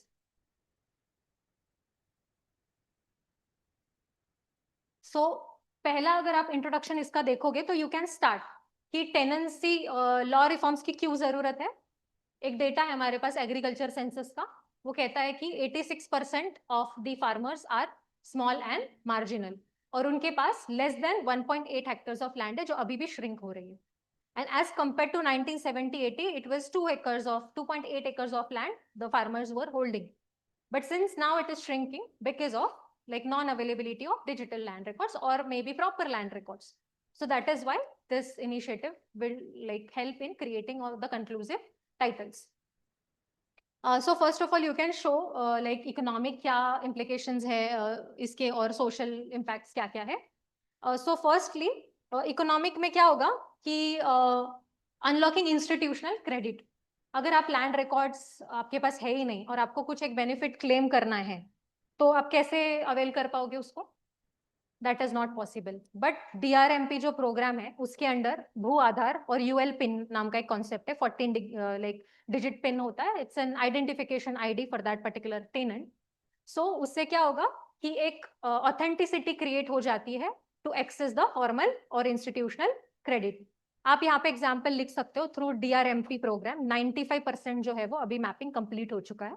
और महाराष्ट्र का आप यहाँ पे example लिख सकते हो कि महाराष्ट्र में इट इज 99% कवरेज. सो महाराष्ट्र में 99% ऑफ द लैंड जो है रिकॉर्ड्स है उसको कंक्लूसिव टाइटल्स जो है वो अभी मैप किए गए हैं. So this is the best example that you can coat. Next is reduction in litigation and transaction cost. अब लिटिगेशन ज्यादा है तो आपको बताना पड़ेगा कि कितना परसेंट लिटिगेशन, कोर्ट में कितने परसेंट ऑफ केसेस पेंडिंग है. सो अराउंड 66% जो है वो लिटिगेशन है और उससे 50% जो है वो लैंड टाइटल्स के केस है, clarification of land titles. So by creating a digital record, litigation का जो कॉस्ट है, टाइम है, उसको आप क्या करोगे, रेवेन्यू और रजिस्ट्रेशन डिपार्टमेंट को, सब रजिस्ट्रार ऑफिस को क्या कर रहे हो आप, इंटीग्रेट करने का ट्राई कर रहे हो. So that is how you can address this problem. Facilitating land markets and investments. So conclusive titling नहीं होने की वजह से जो private investors है वो नहीं करते थे. अगर आपका land title ही clear नहीं है तो why would like one would invest? क्योंकि multiple लोगों के एक ही records पे नाम है तो. So that is why this can also be solved through the economic angle. Social impacts क्या होंगे? Empowering of vulnerable groups. अभी vulnerable groups में आप यहाँ पे example देख सकते हो women's का. सो विमेन का अगर आप देखोगे तो कितने परसेंट ऑफ लैंड विमेन के नाम पे है, कितने परसेंट है थिंक. सो इस DRMP के प्रोग्राम से हमने एक जेंडर कॉलम बनाया है स्पेसिफिकली, उसमें कितना परसेंट लैंड होल्डिंग या फिर कंक्लूसिव टाइटल्स विमेन के है, that has been ensured. So एक अच्छा पॉइंट है, आप लिख सकते हो. Then reduction in rent seeking and corruption. अगर आपने डिजिटल लैंड रिकॉर्ड्स बनाया तो आपको पटवारी तहसीलदार ऑफिस में जाने की जरूरत नहीं है. That means you are eliminating the corruption, red tapeism जो भी है वो. Socio economic implication of legalising land leasing. तो आप लीगलाइजिंग लैंड लीजिंग करके भी सोशो इकोनॉमिक इम्पैक्ट क्रिएट कर रहे हो, giving the like legal rights और statutory rights to the citizens. So again आप इसमें पॉइंट्स लिख सकते हो कि encouraging land consolidation and efficiency. For example अभी जिसके पास 1 एकड़ लैंड होगी और उसको मूव करना होगा टर्शरी और सेकेंडरी सेक्टर में, वो पहले क्या सोचेगा कि अगर मैंने इस लैंड को किसी और को ट्रांसफर कर दिया तो ये मेरी लैंड तो चली गई. होते हैं ना ऐसे प्रॉब्लम्स, काफी ज्यादा प्रॉब्लम्स हुए हैं. तो अगर उसको शिफ्ट भी होना है तो वो डिस्करेज हो जाएगा. सो creating a legal right, he can claim his right back. That is why he can easily ensure that if he gives his land to someone else, he can get back because it's his legal right. Then और उससे हमारा जो dependence है सिर्फ land agriculture पे वो shift होगा industrialisation और सर्विस सेक्टर में. Inclusion of formal tenant farmers. So अभी अगर आप देखोगे तो इनफॉर्मलाइजेशन सबसे ज्यादा है. तो लीगल राइट क्रिएट करने के बाद में जो भी टेनेंट्स है उससे प्रोडक्टिविटी बढ़ेगी और जो भी एग्रीकल्चर में आएंगे. MP का एग्जांपल लिख सकते हो कि MP ने भी एक लैंड एक्ट लाया था, टेनेंसी रिफॉर्म्स एक्ट. सो उससे 20% जो है वो एग्रीकल्चरल प्रोडक्टिविटी बढ़ी थी. Boosting rural diversification. सो रूरल अभी जो भी है उनका अनएम्प्लॉयमेंट सोर्स क्या है, एग्रीकल्चर है. सो आप क्या करोगे, उनको एक लीगल राइट देके उसमें से जो एग्रीकल्चर आउटपुट है, अगर टेक्नोलॉजी बेस्ट आएगी, इंटीग्रेशन करोगे आप प्राइवेट पार्टिसिपेशन के साथ में, तो that will ensure that particular rural farmer that if I give my land to like private player, तो वो एक अश्योरेंस रहेगा कि it is my legal right and I can claim it at any time. So this is how you can write social impacts. जैसे कि social impacts में mitigating rural distress and distress cell. तो जो farmers है वो उनको क्या करना पड़ता था, अपना लैंड जो है वो because of like conclusive titles are not there, land records नहीं है, तो उनको मैनिपुलेशन किया जाता था और वो अपने जो है वो लैंड को छोड़ने के लिए कुछ पैसे लेके छोड़ देते थे वो land. So that is social implication. Balancing power dynamics. So well-regulated framework protects the tenant's interest while safeguarding the landowner interest through the provisions of automatic repossessions and upon leasing expiration. So जैसे ही lease expire हो जाएगी, वो land किसके पास जाएगी? That particular landowner के पास में. अब इसमें कुछ challenges भी है. So obviously क्या challenges होंगे? Potential challenges and safeguards. So exclusion of extremely vulnerable. अब इसमें ना knowledge का gap है. आपको पता है कि जो रूरल है वहाँ पे कितना % लिटरेसी है, कितना % अवेयरनेस है. सो ये डिजिटल रिकॉर्ड्स क्रिएट करने के लिए उनके पास उतना नॉलेज है क्या, अवेयरनेस है क्या? नहीं है. सो ऐसे भी हो सकता है ना कि wrong digital land records create हो जाए. अगर wrong digital land record create हो जाए तो उसका मैकेनिज्म क्या होगा? सो अभी भी साइलेंस है इसके ऊपर. So that is one such challenge. Then implementation of bottlenecks. So land is a state subject. Again, federal issue है. Center और union के clashes होते हैं इसमें. So that is why land reforms जो है अभी भी एक major issue है, federal issue है. So this is about you can write. So अभी हम क्या कर सकते हैं? Fast track code बना सकते हैं क्योंकि litigation pending है. हमने देखा कि 50% more than land records conclusive titles पे cases है. तो fast track codes बनाइए with respect to this digital divide को bridge कीजिए. रूरल अर्बन का जो डिजिटल डिवाइड है that needs to be bridge and strengthen the national जो है model tenancy act provisions. Recently 2019 का एक्ट है तो उसको और स्ट्रेंथन हम कर सकते हैं. So this is how you can sum up your answer. Next question is with respect to climate change induced erratic monsoon necessitates a paradigm shift from flood irrigation to demand side water management in Indian agriculture. In this context, analyze the role of micro irrigation and Pradhan Mantri Krishi Sinchai Yojana in enhancing water use efficiency. So the topic is overall about climate resilient practice. So climate resilient agriculture क्यों जरूरी है? तो आपको पहले ये बताना पड़ेगा कि अभी रिसेंटली हमारा जो बेस्ड है वो फ्लड इरिगेशन के ऊपर ज्यादा है. So there are 3 types of irrigation: your surface irrigation, groundwater irrigation, and your micro irrigation. So flood irrigation मतलब applying of a large number of waters in the field. And supply side से हमको demand side में shift करना है because that is the demand of the question. Necessitate the paradigm shift of flood irrigation to the demand water management system. So supply side में क्या हम करते हैं कि suppose राइस व्हीट अगर हम उगा रहे हैं तो उसको कितना पानी चाहिए, तो उसको और पानी चाहिए तो और इरिगेशन करो और कैनल्स बनाओ और ट्यूबवेल्स डेवलप करो. So that is what the supply side intervention. But we have to like go beyond supply side intervention. We have to think about how we can use that water efficiently. That is the demand side intervention. For example, आपके high yield variety crops है. जब green revolution किया हमने उसके बाद में high variety yields crops जो है हमने ज्यादा यील्डिंग के लिए जो है वो उसका क्रॉपिंग पैटर्न हम करते थे, तब उसको ज्यादा पानी लगता है. बट जो हमारा राइस सीड क्रॉप्स है तो उसको हम क्या कर सकते हैं, रिप्लेस कर सकते हैं डायरेक्ट सीडेड राइस से. सो उससे क्या होगा, जो वाटर यूज एफिशिएंसी है वो भी बढ़ेगी और डिपेंडेंस ऑन वाटर जो है वो कम होगा. देन इंडिया में अगर हम देखेंगे तो इरिगेशन में 55% जो है वो नेट सोन इरिगेशन है, रेनफेड है 45%. So majority of irrigation system is depends on rain. But due to erratic monsoon, erratic मतलब टाइमिंग अलग अलग है और क्लाइमेटिक कंडीशंस चेंज हो रहे हैं, जैसे कि शॉर्टफॉल रेनफॉल है, फ्लड्स ज्यादा आ रहे हैं और आपका जो रेनफॉल भी है कभी कभी क्लाउड बर्स्टिंग हो रही है. और फिर उसके बाद में आपकी कंडीशंस जोग्राफिकल जैसे कि El Nino La Nina are like occurring. तो what are the like factors और phenomena we can think about. So this is the micro irrigation system which like we can utilize in our agricultural system for the irrigation. So अब हमको substantiate करना पड़ेगा पहले कि micro irrigation क्यों लाना जरूरी है। तो there is this recommendation of Ashok Dalvi.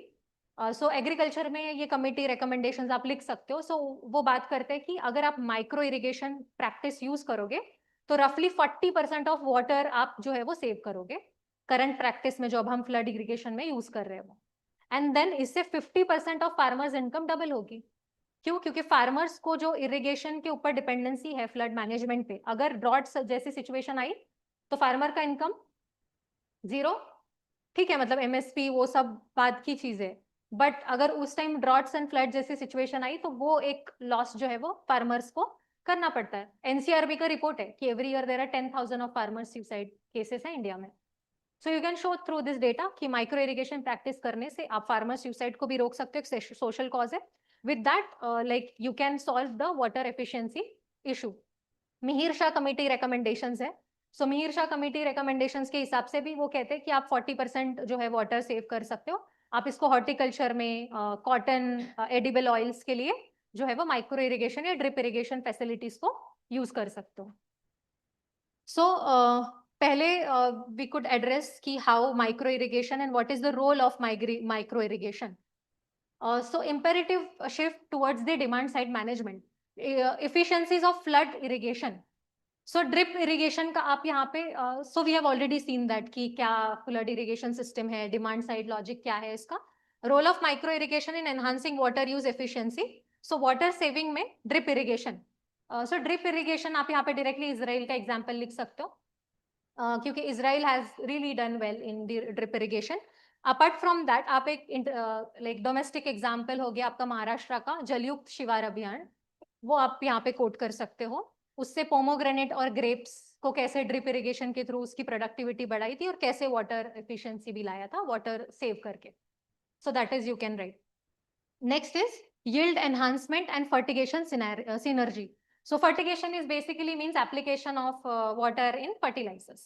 So through that also you can ensure the water drip like your water efficiency. Next is climate resilience and marginal land cultivation. So हम बता सकते हैं अगेन कि स्मॉल होल्डिंग्स है, 86% farmers जो है वो small and मार्जिनल्स है और प्रोडक्टिविटी नहीं आती है, पानी के ऊपर ही डिपेंडेंस रहेगा या फिर रेन फेड क्रॉप्स पे ऊपर ही डिपेंडेंस रहेगा तो मोनोक्रॉपिंग होगी, मोनोकल्चर डेवलप हो रहा है इंडिया में और उसकी वजह से सॉइल डिग्रेडेशन भी होगा, एनवायरमेंटल हैजार्ड्स भी होंगे, सॉइल फर्टिलिटी जो है वो कम होगी। Energy conservation. So energy conservation, अगर आप एक कैनल्स और ट्यूबवेल्स को डेवलप कर रहे हो तो उसके लिए इलेक्ट्रिसिटी भी तो चाहिए ना इरिगेशन के लिए। सो अलोंग साइड आप ये भी बता सकते हो कि आप कैसे इलेक्ट्रिसिटी भी सेव कर रहे हो।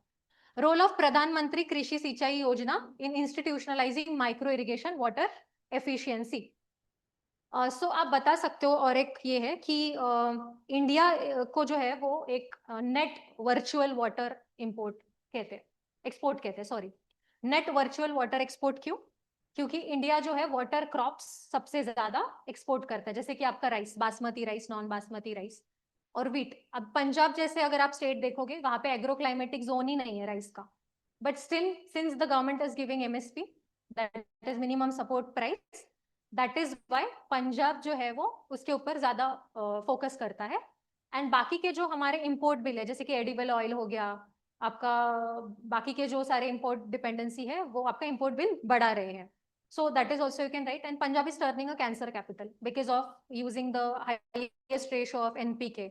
So ideally it should be 4:2:1, but now it is like 8:2:1 or somewhere it is 7:2:1. So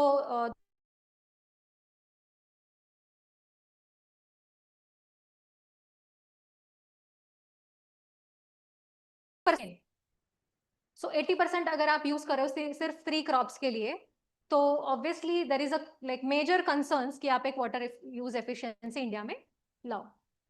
so through this प्रधानमंत्री कृषि सिंचाई योजना, it has 3 components: per drop more crop, that is हर खेत को पानी, then accelerated irrigation benefit program,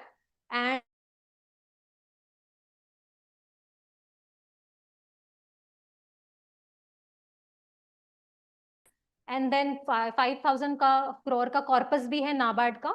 So NABARD will ensure through that also, like giving the free, not free, but lesser interest loans to the farmers. Apart from that, you can quote from any news of current affairs, that is your प्रधानमंत्री धन्य धान्य कृषि योजना, उसमें भी irrigation पे के ऊपर फोकस है. अटल भूजल योजना आप कोट कर सकते हो. एंड जब आप आपका आंसर लिख रहे हो तो आप ये भी कर सकते हो कि केस स्टडीज लिखने का काफी स्कोप होता है. तो यहाँ पे एक सुजलम सुफलम केस स्टडी है गुजरात और सौराष्ट्र में, कैसे ड्रिप इरिगेशन का यूज करके उन्होंने कॉटन के ऊपर प्रोडक्टिविटी लाई थी.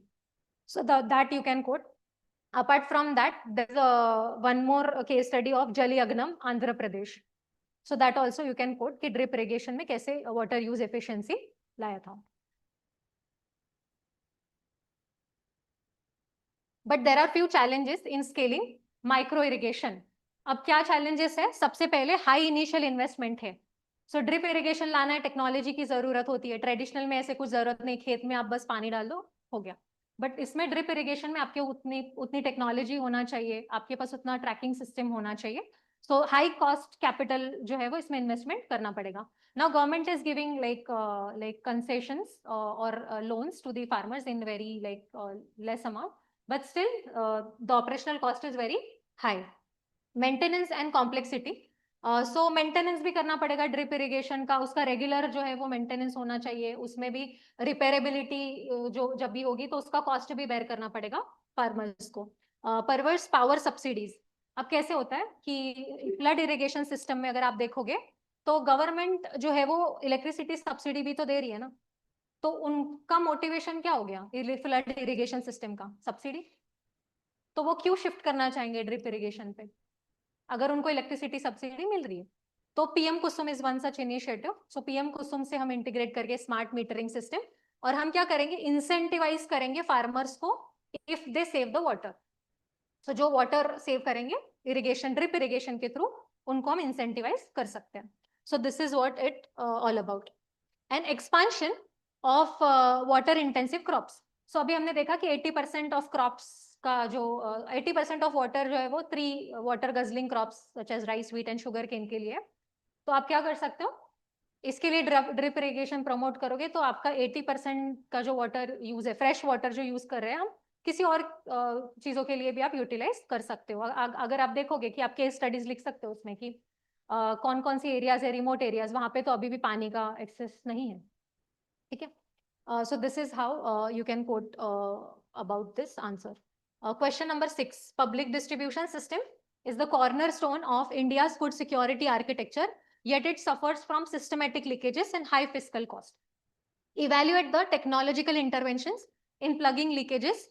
How does the National Food Security Act transition PDS from welfare to a legal right?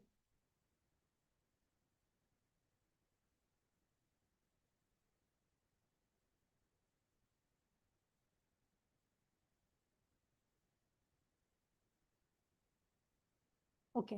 So the topic is about PDS, public distribution system, और उसमें क्या क्या लीकेजेस है, हाई फिस्कल कॉस्ट है, और उसके बाद में जो नेशनल फूड सिक्योरिटी एक्ट है वो कैसे आपका एक लीगल और वेलफेयर राइट जो है वो इंश्योर करता है.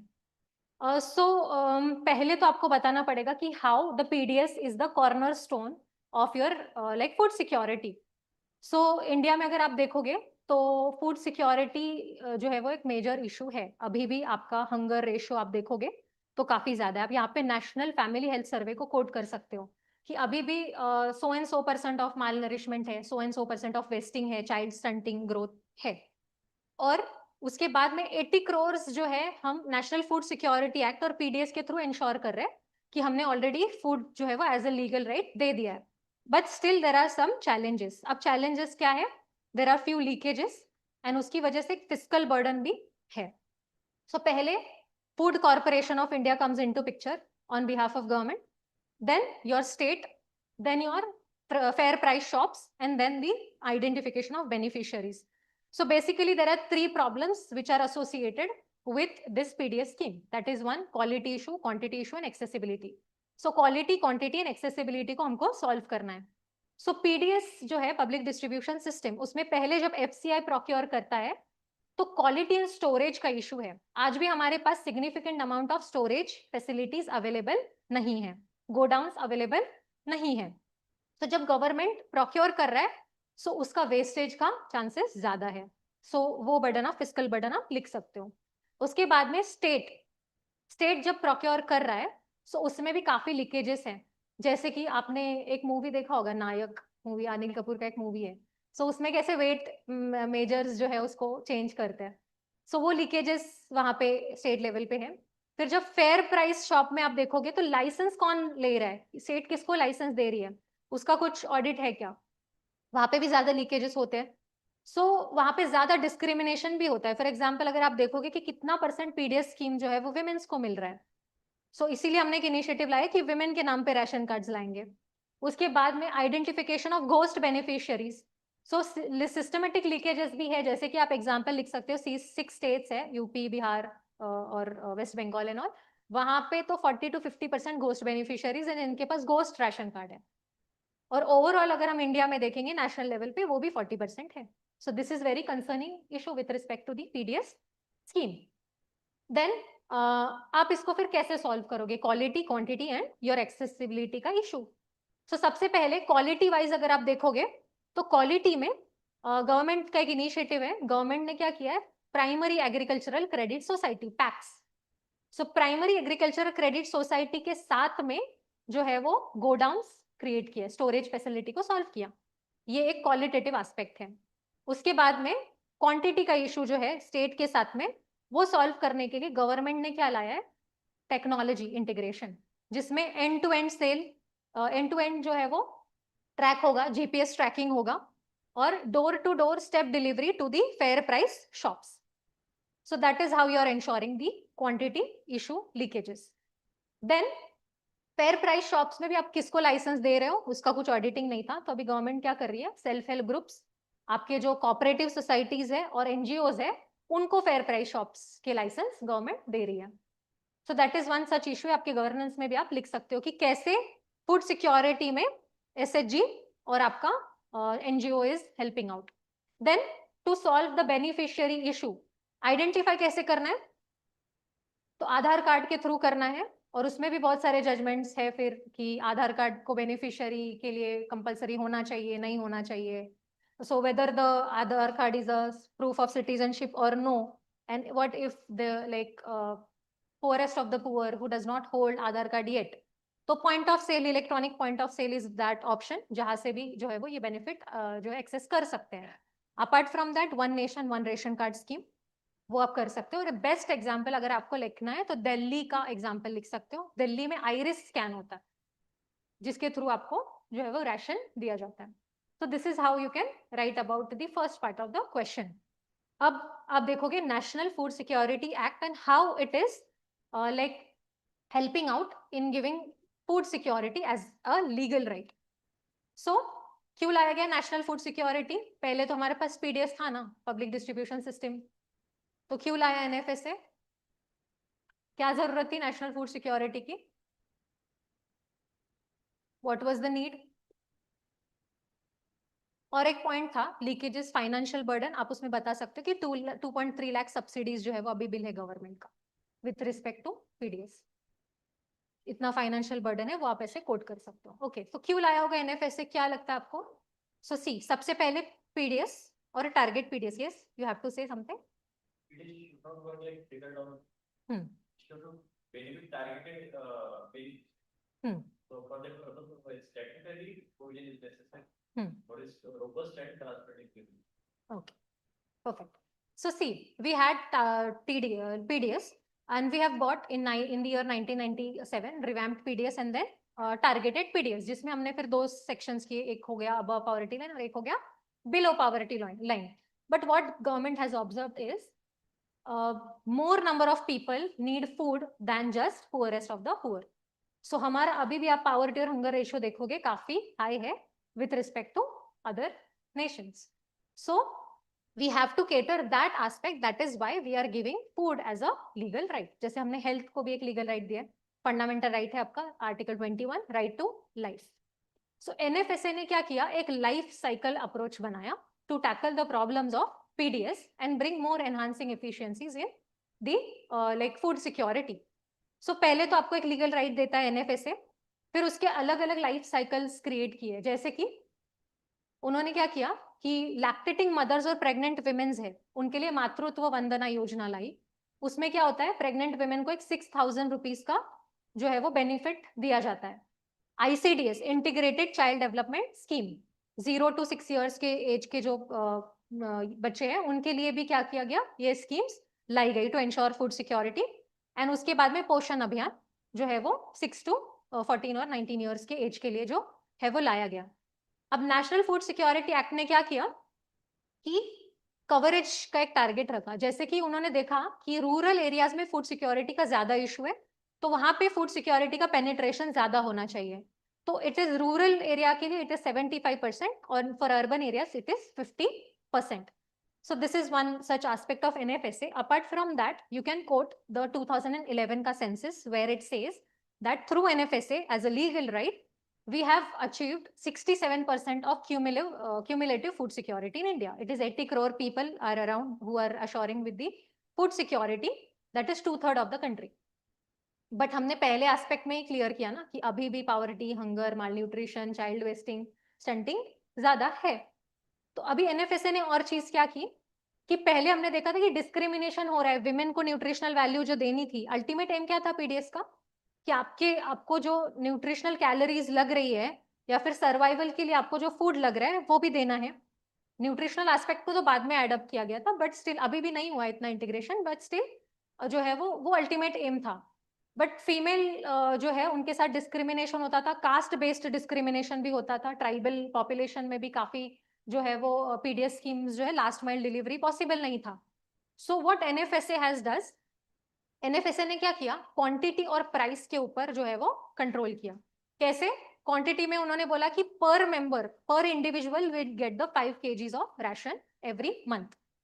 So that is one thing, मतलब आप क्या कर रहे हो, irrespective of the family size आप हर लोगों को उसका एक राइट दे रहे हो। फंडामेंटल राइट तो खुद का ही होता है ना। सो फूड सिक्योरिटी राइट भी इंडिविजुअल लेवल के बेसिस पे लाया गया। Another important good thing was with respect to price. So central issue price क्या होगा, तो एनएफएसए ने बोला कि 3:1 का फॉर्मूला लाते हैं, उसमें 3 rupees for rice, 2 rupees for wheat पर केजी एंड 1 रुपीज पर केजी कोर्स ग्रेन। सो ये एक लाया। फिर उसके बाद में प्रधानमंत्री गरीब कल्याण योजना आई, उसने तो फ्री ही कर दिया। उसके बाद में अन्नदाता अन्न योजना जो पुअरेस्ट ऑफ द पुअर को टारगेट करता है। So this is how the like NFSA has assured the food security rights in India. Along with that, इसने क्या किया, एक डिस्ट्रिक्ट ग्रीवेंस जो है वो मैकेनिज्म लाया, जहां पे डिस्ट्रिक्ट जो ग्रीवेंस रेड्रेसल ऑफिसर्स होंगे, वो अगर आपको कुछ डिस्क्रिपेंसीज होती है, आपका लीगल राइट अगर वायलेट हो रहा है, तो आपको एक अलाउंस भी दिया जाएगा वो पीडीएस स्कीम के थ्रू या फिर एनएफएसए के through. Apart from that there was state food commission that has been created under NFSA. So ये आप एक लिख सकते हो कि कैसे NFSA ने आपको जो है वो एक लीगल राइट देके टारगेटेड पीडीएस या फिर पीडीएस के जो भी लीकेजेस इशू है उसको एड्रेस किया है। So now if you have to write way forward or conclusion, what you can do is you can write about कि जो भी प्रॉब्लम्स है उसके ऊपर ही आप एक एक सोल्यूशंस लिख दो। जैसे हम क्या कर सकते हैं, हमने देखा कि हाई फिस्कल बर्डन है गवर्नमेंट पे, गवर्नमेंट को वो प्रोक्योर करना है, फिर उसका मैनेजमेंट करना है, फिर उसके बाद में स्टेट तक वो पहुंचाना है, क्वांटिटी अश्योरेंस देना है, फिर उसके बाद में ट्रैवलिंग चार्जेस भी होंगे, सब्सिडी बर्डन भी गवर्नमेंट को ही अल्टीमेटली जो है वो गवर्नमेंट के शोल्डर्स पे ही है।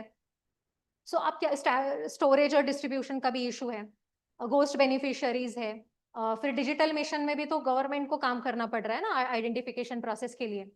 तो चंडीगढ़ का एक इनिशिएटिव है, वो बोलते हैं कि आप कैश चॉइसेस और फूड कूपन्स दे दो इंस्टेड ऑफ ये सारा लेंदी प्रोसीजर जो है वो, तो चंडीगढ़ ने ऑलरेडी इंप्लीमेंट किया है। तो ये एक एग्जाम्पल है।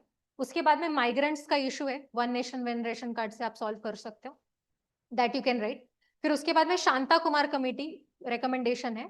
सो शांता कुमार कमेटी रिकमेंडेशन के हिसाब से वो बोलते हैं कि आप एक मॉडल पीडीएस शॉप्स बनाओ और उसमें भी आप न्यूट्रिशियस फूड हब्स बनाओ। सिर्फ आप राइस, व्हीट और कोर्स ग्रेन दोगे तो न्यूट्रिशन, जो हिडन न्यूट्रिशन है, हिडन हंगर है, वो टारगेट नहीं होगा। सो आपको हिडन हंगर टारगेट करने के लिए जो है वो ये सारी चीजें एडअप करनी पड़ेगी। फिर उसके बाद में स्मार्ट पीडीएस सिस्टम का भी एक रिकमेंडेशंस जो है था, rationalisation of beneficiaries, and so on and so forth that you can write into this answer. I hope you got the clear idea कि कैसे आप इसको solve कर सकते हो.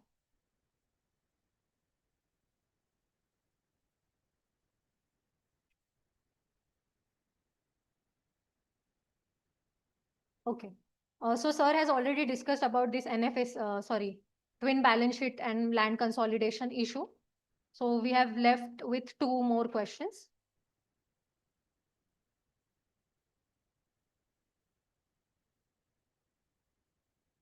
I would just like to give you the way forward for your question number 7. So question number 7 में जो twin balance sheet का issue था, so उसमें आप कुछ way forward अच्छे हैं जो लिख सकते हो, जैसे कि आप क्या करोगे, debt to service income एक लिमिट लगाओगे कि कितना इनकम किसका है और कितना लोन ले सकता है. जैसे कि अभी आप देख रहे हैं ना कि क्रेडिट कार्ड्स का इशू है और उसमें भी फिर डिजिटल लेंडिंग के गाइडलाइंस है, उसमें जयंत कुमार घोष के रिकमेंडेशंस है और आरबीआई का जो एफएसबी रिपोर्ट है, फाइनेंशियल स्टेबिलिटी रिपोर्ट, वो भी आप जो है वो कोट कर सकते हो. उसके बाद में लोन टू वैल्यू रेशो कितना % वैल्यू है और कितना लोन दे सकते हो, जैसे हम गोल्ड लोन पे करते हैं ना अभी, वो लिख सकते हो. इंटरनेशनल एग्जाम्पल ऑस्ट्रेलिया और साउथ कोरिया का है. फाइनेंशियल लिटरेसी बर्डन जो है वो आप कंज्यूमर्स को बताओगे, क्योंकि क्या होता है जब कंज्यूमर एक लोन ले रहा है उसको उसके हिडन चार्जेस पता ही नहीं होते, तो प्रोसेसिंग फीस क्या है, अल्टीमेटली कितना लोन बर्डन आएगा उसके ऊपर, तो उसकी जब इनकम मिसमैच नहीं हो रही है पर्टिकुलर कंज्यूमर की, तो वो अल्टीमेट जो है वो बर्डन आएगा. Then there is issue of interconnectedness. For example NBFCs जो है, एनबीएफसीज भी एक पर्सन को लोन दे रही है, बैंक्स भी लोन दे रही है, जो प्राइवेट फिनटेक कंपनीज है वो भी दे रहे हैं. ऐसे 1100 एप्स है जो है डिजिटल लेंडिंग देते ई और पेपरलेस केवाईसी के थ्रू. सो स्ट्रिंजेंट नॉर्म्स है आरबीआई के, बट स्टिल एक कंज्यूमर जो है वो तीनों से मल्टीपल सोर्सेस से जो है वो क्या कर रहा है, बोरो कर रहा है.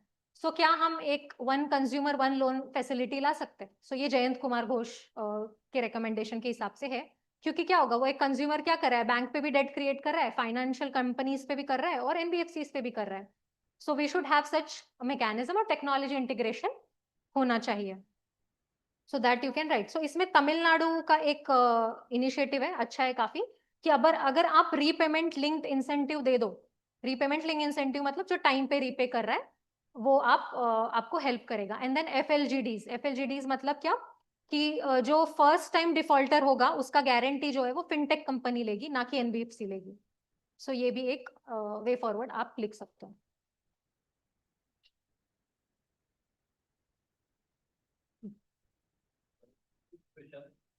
First part. Hmm We have to develop technological intervention. Hmm And we are right loopholes that are No, not loopholes. How it has helped, like technological help कैसे हुई है, वो लिखना है.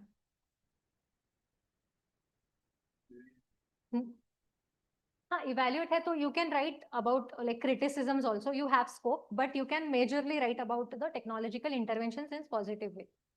क्योंकि इशू था इसीलिए टेक्नोलॉजिकल इंटरवेंशंस लाया ना. सो टेक्नोलॉजी ने कैसे उसको हेल्प किया वो लिखेंगे हम. टेक्नोलॉजी से कैसे नेगेटिव एस्पेक्ट्स हुए, that is not something which is asked. ठीक है.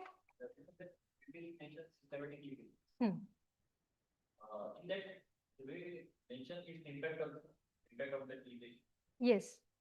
हाँ, I have told you about ना, you can write about कि hunger, malnutrition, NFHS कोड करके आप लिख सकते हो कि अभी भी जो टारगेट है वो अचीव नहीं हुआ है उससे. Cornerstone of PDS is the cornerstone of your economy, food security, but still 80 crore people को आप टारगेटेड बेनिफिट्स दे भी रहे हो, but still because of the leakages, because of the discrimination, because of the ghost beneficiaries, जो identification आपको एक last mile delivery के लिए करना चाहिए वो अश्योर्ड नहीं हो रहा है. That you can right. नाही, लेंदी नाही होणार कारण ते 15 मार्कर क्वेश्चन आहे ना. हा, तर त्याच्यामध्ये आपण पहिले एक पेज जो आहे तर इलॅबोरेटच करणार आहे त्याला, की कसं लिकेजेस आहेत, कसा फायनान्शियल बर्डन जो आहे तो त्याच्यावरती येते. तुम्ही डायग्राम पण बनवू शकता की एफसीआय आहे, मग स्टेट आहे आणि मग त्यानंतर एफपीएस आहे आणि त्यानंतर बेनिफिशियरीज आहेत. त्याच्या खाली लगेचच तुम्ही लिहाल क्वालिटी, क्वांटिटी अँड ऍक्सेसिबिलिटीचे इश्यू आहे, त्याच्या खाली कसं सॉल्व्ह केलंय, मग पॅक्सच्या थ्रू केलंय, SSG आणलंय क्वालिटीसाठी, फेअर प्राइस शॉप्स मध्ये तुम्ही जे लायसन्स देतात ते SSG NGOजला दिलेले आहेत. आणि एक्सेसिबिलिटीचा जो बेनिफिशियरी आयडेंटिफिकेशन आहे तिथे मग मी जसं म्हटलं की तुम्ही ई पॉइंट ऑफ सेल लिहू शकताय किंवा मग दिल्लीचा आयरिस स्कॅन एक्झाम्पल लिहू शकताय, वन नेशन वन रेशन कार्डचा जो आहे तो एक्झाम्पल लिहू शकता. ठीक आहे. Question number 9. The debate over minimum support price has shifted from a mere price support mechanism to complex interplay of food security, farmers' distress, and environmental sustainability. Discuss how does current procurement system skew cropping patterns and lead to ecological distress in the northwestern India. So MSP important topic है with respect to your syllabus also. So MSP में अभी क्या क्या issues है? So interplay between the food security, farmers distress and environmental sustainability का issue है. A minimum support price that the government gives the farmers कि अगर despite of the situation we will have will ensure that we will give you the assured minimum price for your crop. So MSP में अभी total कितने crops है? 23 crops है, 22 जिसमें फिर 6 आपके खरीफ रबी है, 14 खरीफ क्रॉप्स है, and 1 is your fair remunerative price जिस शुगर केन पे, और उसके ऊपर एक लीगल बैकअप भी है. MSP का क्या इशू है कि MSP को अभी लीगलाइज करने की डिमांड फार्मर्स कर रहे हैं, but still MSP has not been legalised. Another important issue with respect to MSP is कि सारे क्रॉप्स पे आप MSP दे दो, ये कर रहे हैं डिमांड. आप सिर्फ 23 क्रॉप्स पे मत दीजिए, आप सारे जो है वो क्रॉप्स पे MSP चाहिए. Third important issue is with respect to the WTO international platform. International platform पे WTO में हमारा आर्ग्यूमेंट क्या है? डेवलप्ड कंट्रीज क्या बोलती है कि इंडिया जो MSP दे रही है फार्मर्स को वो एक ट्रेड डिस्टॉर्टिंग सब्सिडी है. तो आपने प्रीलिम्स में ग्रीन बॉक्स, एम्बर बॉक्स और ब्लू बॉक्स के बारे में पढ़ा होगा कि ग्रीन बॉक्स में आप नॉन डिस्टॉर्टिंग सब्सिडीज देते हो, ब्लू बॉक्स में जो आप कम कर रहे हो सबसे, और उसके टारगेट्स है डेवलपिंग डेवलप्ड के, और एम्बर में फिर आपको इवेंचुअली लिमिट रिस्ट्रिक्ट कर दिया. So with respect to this हमारे फार्मर्स की डिमांड क्या है कि आप WTO के एग्रीमेंट ऑन एग्रीकल्चर से विड्रॉ कर लीजिए, क्योंकि उसकी वजह से जो है वो फार्मर्स के ऊपर जो है वो प्रेशर आ रहा है with respect to MSP. Then another important issue is the formula. कैसे मेजर होता है MSP? A2 plus FL formula जो है वो अभी हम रिसेंटली कैलकुलेट करते हैं. A2 plus FL में क्या होता है? A2 is basically input cost on fertilizers, seeds, pesticides, etc. And FL is your family labor. But what the farmers are demanding? C2 plus FL. मतलब क्या कि आप जो है वो इंटरेस्ट ऑन लोन्स जो है और अदर कॉस्ट भी है, आप उसको भी इंक्लूड करो. और FL is the family labour. ये स्वामीनाथन कमेटी का भी रिकमेंडेशन है, और नेशनल फार्मर्स ऑर्गेनाइजेशन तो C2 plus 50% मांग रहे हैं. So these are which like few aspects which are associated with a minimum support price. So now we'll see how it is the interplay between food security, farmer distress and environmental concerns or sustainability. So food security versus the fiscal sustainability. So government जो है वो open procurement system के through जो है वो procure करती है farmers से, but storage, transport, distribution इसका एक fiscal burden है. So at the same time, like on one hand, the government is assuring the food security, but on the other hand, it leading to the like financial burden on the government's shoulder. So 2.3 lakh का subsidy जो है वो bill है वो government को देना पड़ता है. तो ये आप ये पॉइंट में लिख सकते हो. Then farmers distress and demand for a legal guarantee. So farmers distress क्यों है? क्योंकि अगर आपने देखा होगा ग्रीन रिवॉल्यूशन उसको क्रिटिसाइज किया जाता है कि मोस्टली नॉर्थ वेस्टर्न रीजन में, जैसे कि पंजाब हरियाणा हो गया, वहां पे ज्यादा फ्लरिश हुआ then in north eastern region और may be in southern states. So farmers distress क्यों हो रहा है? क्योंकि जब गवर्नमेंट सब्सिडी दे रही है राइस और व्हीट पे, तो just now we have discuss about कि एग्रो क्लाइमेटिक जोन तो नहीं है पंजाब में, बट स्टिल पंजाब में क्या हो रहा है?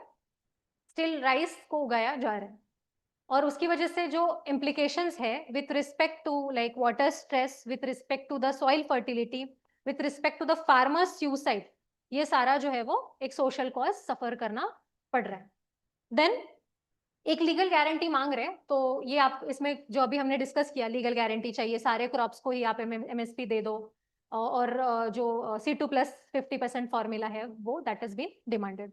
Environmental sustainability and resource depletion देखा हमने कि 87% ऑफ फ्रेश वाटर जो है वो डिप्लीट हो चुका है। इरिगेशन पे इंडिया का कैसे डिपेंडेंसी है, रेनफेड है, क्लाइमेटिक कंडीशंस की वजह से भी जो है वो इलेक्ट्रिसिटी सब्सिडीज की वजह से भी जो है वो क्लाइमेट चेंज और उसका जो इम्पैक्ट है ऑन सॉइल सलाइनिटी वो भी बढ़ रहा है। How the current procurement system skews the cropping patterns and causes the ecological distress in the north western region. So सबसे पहला आप बेस्ट एग्जाम्पल पंजाब का लिख लो कि Punjab is turning as a cancer capital of India. Then distortion through rice wheat monoculture हो रहा है।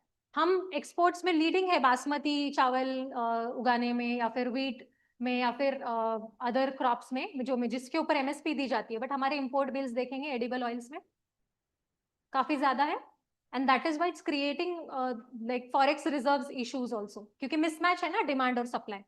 सो मोनोकल्चर है, मोनोकल्चर की वजह से फिर अगेन आप एनवायरमेंटल इम्पैक्ट भी इसका लिख सकते हो।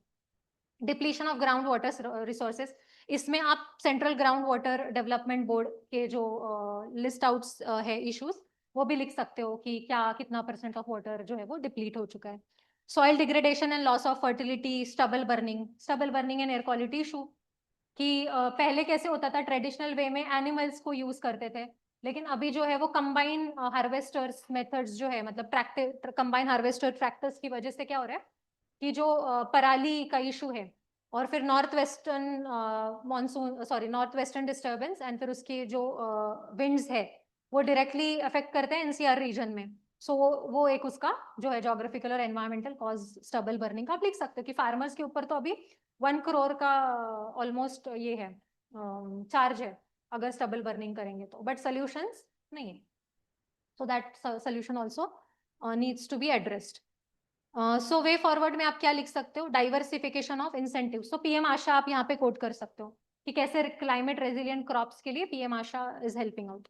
इकोलॉजिकल कंडीशनिंग, अभी हम ग्रीन एमएसपी के बारे में सोच सकते हैं, सिर्फ राइस व्हीट के ऊपर नहीं देना है और भी जो क्रॉप्स है उसके ऊपर दे सकते हैं। Value chain integration, so promote the localized food processing clusters for alternative crops rather than wheat and rice. So this is about the MSP topic. आप इसके बहुत सारे पॉइंट्स हैं जो इंटरलिंक कर सकते हो, मतलब इकोलॉजिकल, सोशल, एनवायरमेंटल जो भी है इसमें कोट कर सकते हो with good amount of examples. Then last question, examine the current status of India's agricultural trade, critically analyze the structural supply side bottlenecks and demand side constraints that impede India's agricultural export competitiveness in the global market. अभी India's agricultural trade के बारे में पूछा है तो you have to write few data कि how India's current agricultural trade has been performing.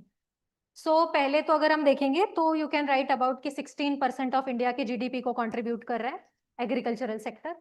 45% जो है वो एम्प्लॉयमेंट डिपेंडेंस है अभी भी एग्रीकल्चर पे। एंड अगर आप एवरेज एनुअल ग्रोथ रेट देखोगे इंडिया का, it is around 5% in agricultural trade. Then apart from that कितना फूड ग्रेन प्रोडक्शन इंडिया में होता है, सो सिचुएशन असेसमेंट प्रोस्पेक्ट्स है, आप उसका डेटा लिख सकते हो SAS। सो वो कहता है कि रफली अराउंड 332 मिलियन मेट्रिक टन्स जो है हम फूड सिक्योरिटी प्रोडक्शन कर रहे हैं। So this is how you can write about. Then अभी कैसे परफॉर्म कर रहा है, कितने % एक्सपोर्ट है मर्चेंडाइज एक्सपोर्ट इंडिया के, तो आपको कुछ डेटा यहाँ पे लिखना पड़ेगा। सो रफली अराउंड 11.2% जो है वो हमारा जो है वो एक्सपोर्ट में हम कंट्रीब्यूट करते हैं। फिर आप उसमें लिख सकते हो राइस है, पल्सेस है, सॉरी राइस है, व्हीट है, आपका श्रिम्स हो गया, हॉर्टिकल्चर में हम सेकंड पे है। सो ये सारी चीजें आप लिख सकते हो कि एक्सपोर्ट में इंडिया का कैसे अभी परफॉर्मेंस है। आप काफी अच्छे से मैट्रिक्स लिख सकते हो या फिर आप ईयर वाइज ग्रोथ भी दिखा सकते हो इसमें कि कैसे एनुअल एवरेज ग्रोथ है ट्रेड का। So current status of India's growth that you can show through the like data कि बासमती में है, श्रिम्प फ्रोजन में है, हॉर्टिकल्चर में सेकंड है। The narrowing agricultural trade surplus, so this point only just now we have discussed कि हम क्या कर रहे हैं कि जो मेजर यही क्रॉप्स है वो एक्सपोर्ट कर रहे हैं और हमारा जो अदर एक्सपोर्ट पोटेंशियल है हमने उसको अभी तक टैप ही नहीं किया है, और हमारा जो इम्पोर्ट बिल है on pulses, millets, edible oils वो ज्यादा है as compare to export. So ये जो है एक डेफिसिट सरप्लस और डेफिसिट मिसमैच है, so that needs to be address. Then geographical realignments and market diversification, इसमें आप एग्जांपल लिख सकते हो जो अभी रिसेंट वॉर सिचुएशन था, या फिर अमेरिका का टैरिफ और रेसिप्रोकल टैरिफ का इशू, या फिर यूरोपियन यूनियन का कार्बन बॉर्डर एडजस्टमेंट मैकेनिज्म, जिसके ऊपर जो है वो यूरोपियन यूनियन ने रेस्ट्रिक्टिव प्रैक्टिस लगाया, या फिर यूएसए का pragmatism that you can mention about. Structural supply side और डिमांड साइड, अभी भी इसमें भी स्कोप था, एक टैबुलर फॉर्मेट में बनाओ supply side and demand side. So supply side क्या क्या इशू है? फ्रैगमेंटेड लैंड होल्डिंग्स है, 86% of them like farmers are marginal and small. Economic जो है वो उसमें से आपको प्रोडक्टिविटी इजी नहीं आता, इकोनॉमीज ऑफ स्केल नहीं हो पाता है, और प्रोडक्टिविटी लेस है। उसके बाद में स्टोरेज फैसिलिटीज नहीं है। सो जैसे अभी हमारा टोमेटो, ऑनियन और पोटैटो टॉप, उसके लिए हमारे पास जो है वो इसेंशियल कमोडिटीज एक्ट वगैरह है, लेकिन स्टोरेज कैपेसिटी अभी भी उतनी नहीं है। श्रिम्स में भी हम लार्जेस्ट है, एक्वाकल्चर में भी हम काफी सिग्निफिकेंटली रोल प्ले करें क्योंकि हमारे पास कोस्टल लाइंस भी है उतने, बट स्टिल हमारा जो एक्सपोर्ट पोटेंशियल है that is not been achieved because of the storage capacity reason. Then low level of value addition, हमारे अगर आप एग्रीकल्चर में देखोगे तो टेक्नोलॉजी का इंटीग्रेशन कितना परसेंट है? Very less. So technological intervention नहीं होने के कारण, for example your BT cotton, BT mustard, GM mustard crops वगैरह जो है, हमने सिर्फ कॉटन में ही टैप किया है। अभी भी हमारा एक ही कमर्शियल क्रॉप है that is BT cotton, but अगर हम बीटी ब्रिंजल देखेंगे, बीटी मस्टर्ड देखेंगे, so we have not been significant yet, जबकि उसका कैपेसिटी काफी हाई है, और अमेरिका ने तो ऑलरेडी जो है वो इसमें सिग्निफिकेंट परफॉर्म भी किया है।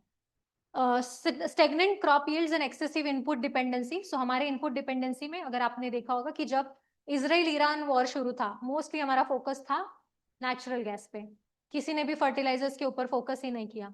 फर्टिलाइजर्स भी इंडिया डिपेंडेंट है मिडल ईस्ट पे, सो हमारा input dependency on fertilisers is also very much high on import bills, so वो भी एक सप्लाई साइड इशू है।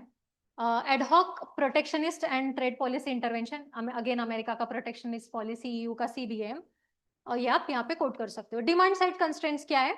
तो डिमांड साइड में आप एग्रीमेंट ऑन एग्रीकल्चर जो हमने साइन किया है, उसमें जो है वो एक्सपोर्ट्स को लेके कुछ मेजर्स है, जैसे कि फाइटो सैनिटरी मेजर्स और सैनिटरी मेजर्स, क्वालिटी चेक होता है बेसिकली। तो क्वालिटी चेक में हमारे बहुत सारे प्रोडक्ट्स जो है वो रिजेक्ट हो जाते हैं, so that is the demand side mismatch. तो अभी हम क्या कर सकते हैं, जोग्राफिकल इंडिकेशंस देते हैं ना बहुत सारे प्रोडक्ट्स को, तो वो एक जीआई टैगिंग के थ्रू भी हम इसको सॉल्व कर सकते हैं क्वालिटी इशू को। Geopolitical tariff and vulnerabilities, again same point है, आप बस इसको अलग एग्जाम्पल के साथ में लिख सकते हो। Lack of global brands and traceability standards, so similarly कि हमारा अभी भी जो है वो प्रोडक्ट्स उतना मार्केट कॉम्पिटिटिव नहीं है because of like quality issues and because of the authentic branding issues. हमारे बहुत कम ब्रांड्स है जो इंटरनेशनल लेवल पे अभी है, तो हम वो ब्रांडिंग वैल्यू भी बढ़ाने के ऊपर लाइक सोच रहे हैं कि और क्या कर सकते हैं।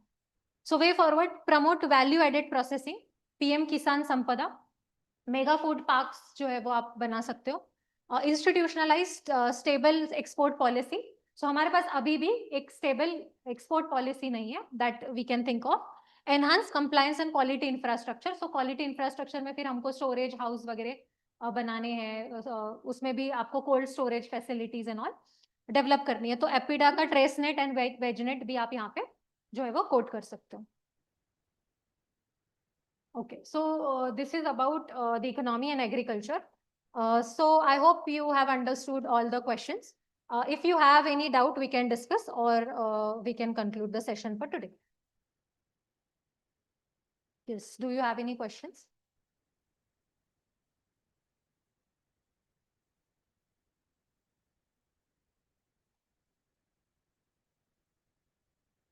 No questions? Okay, yes?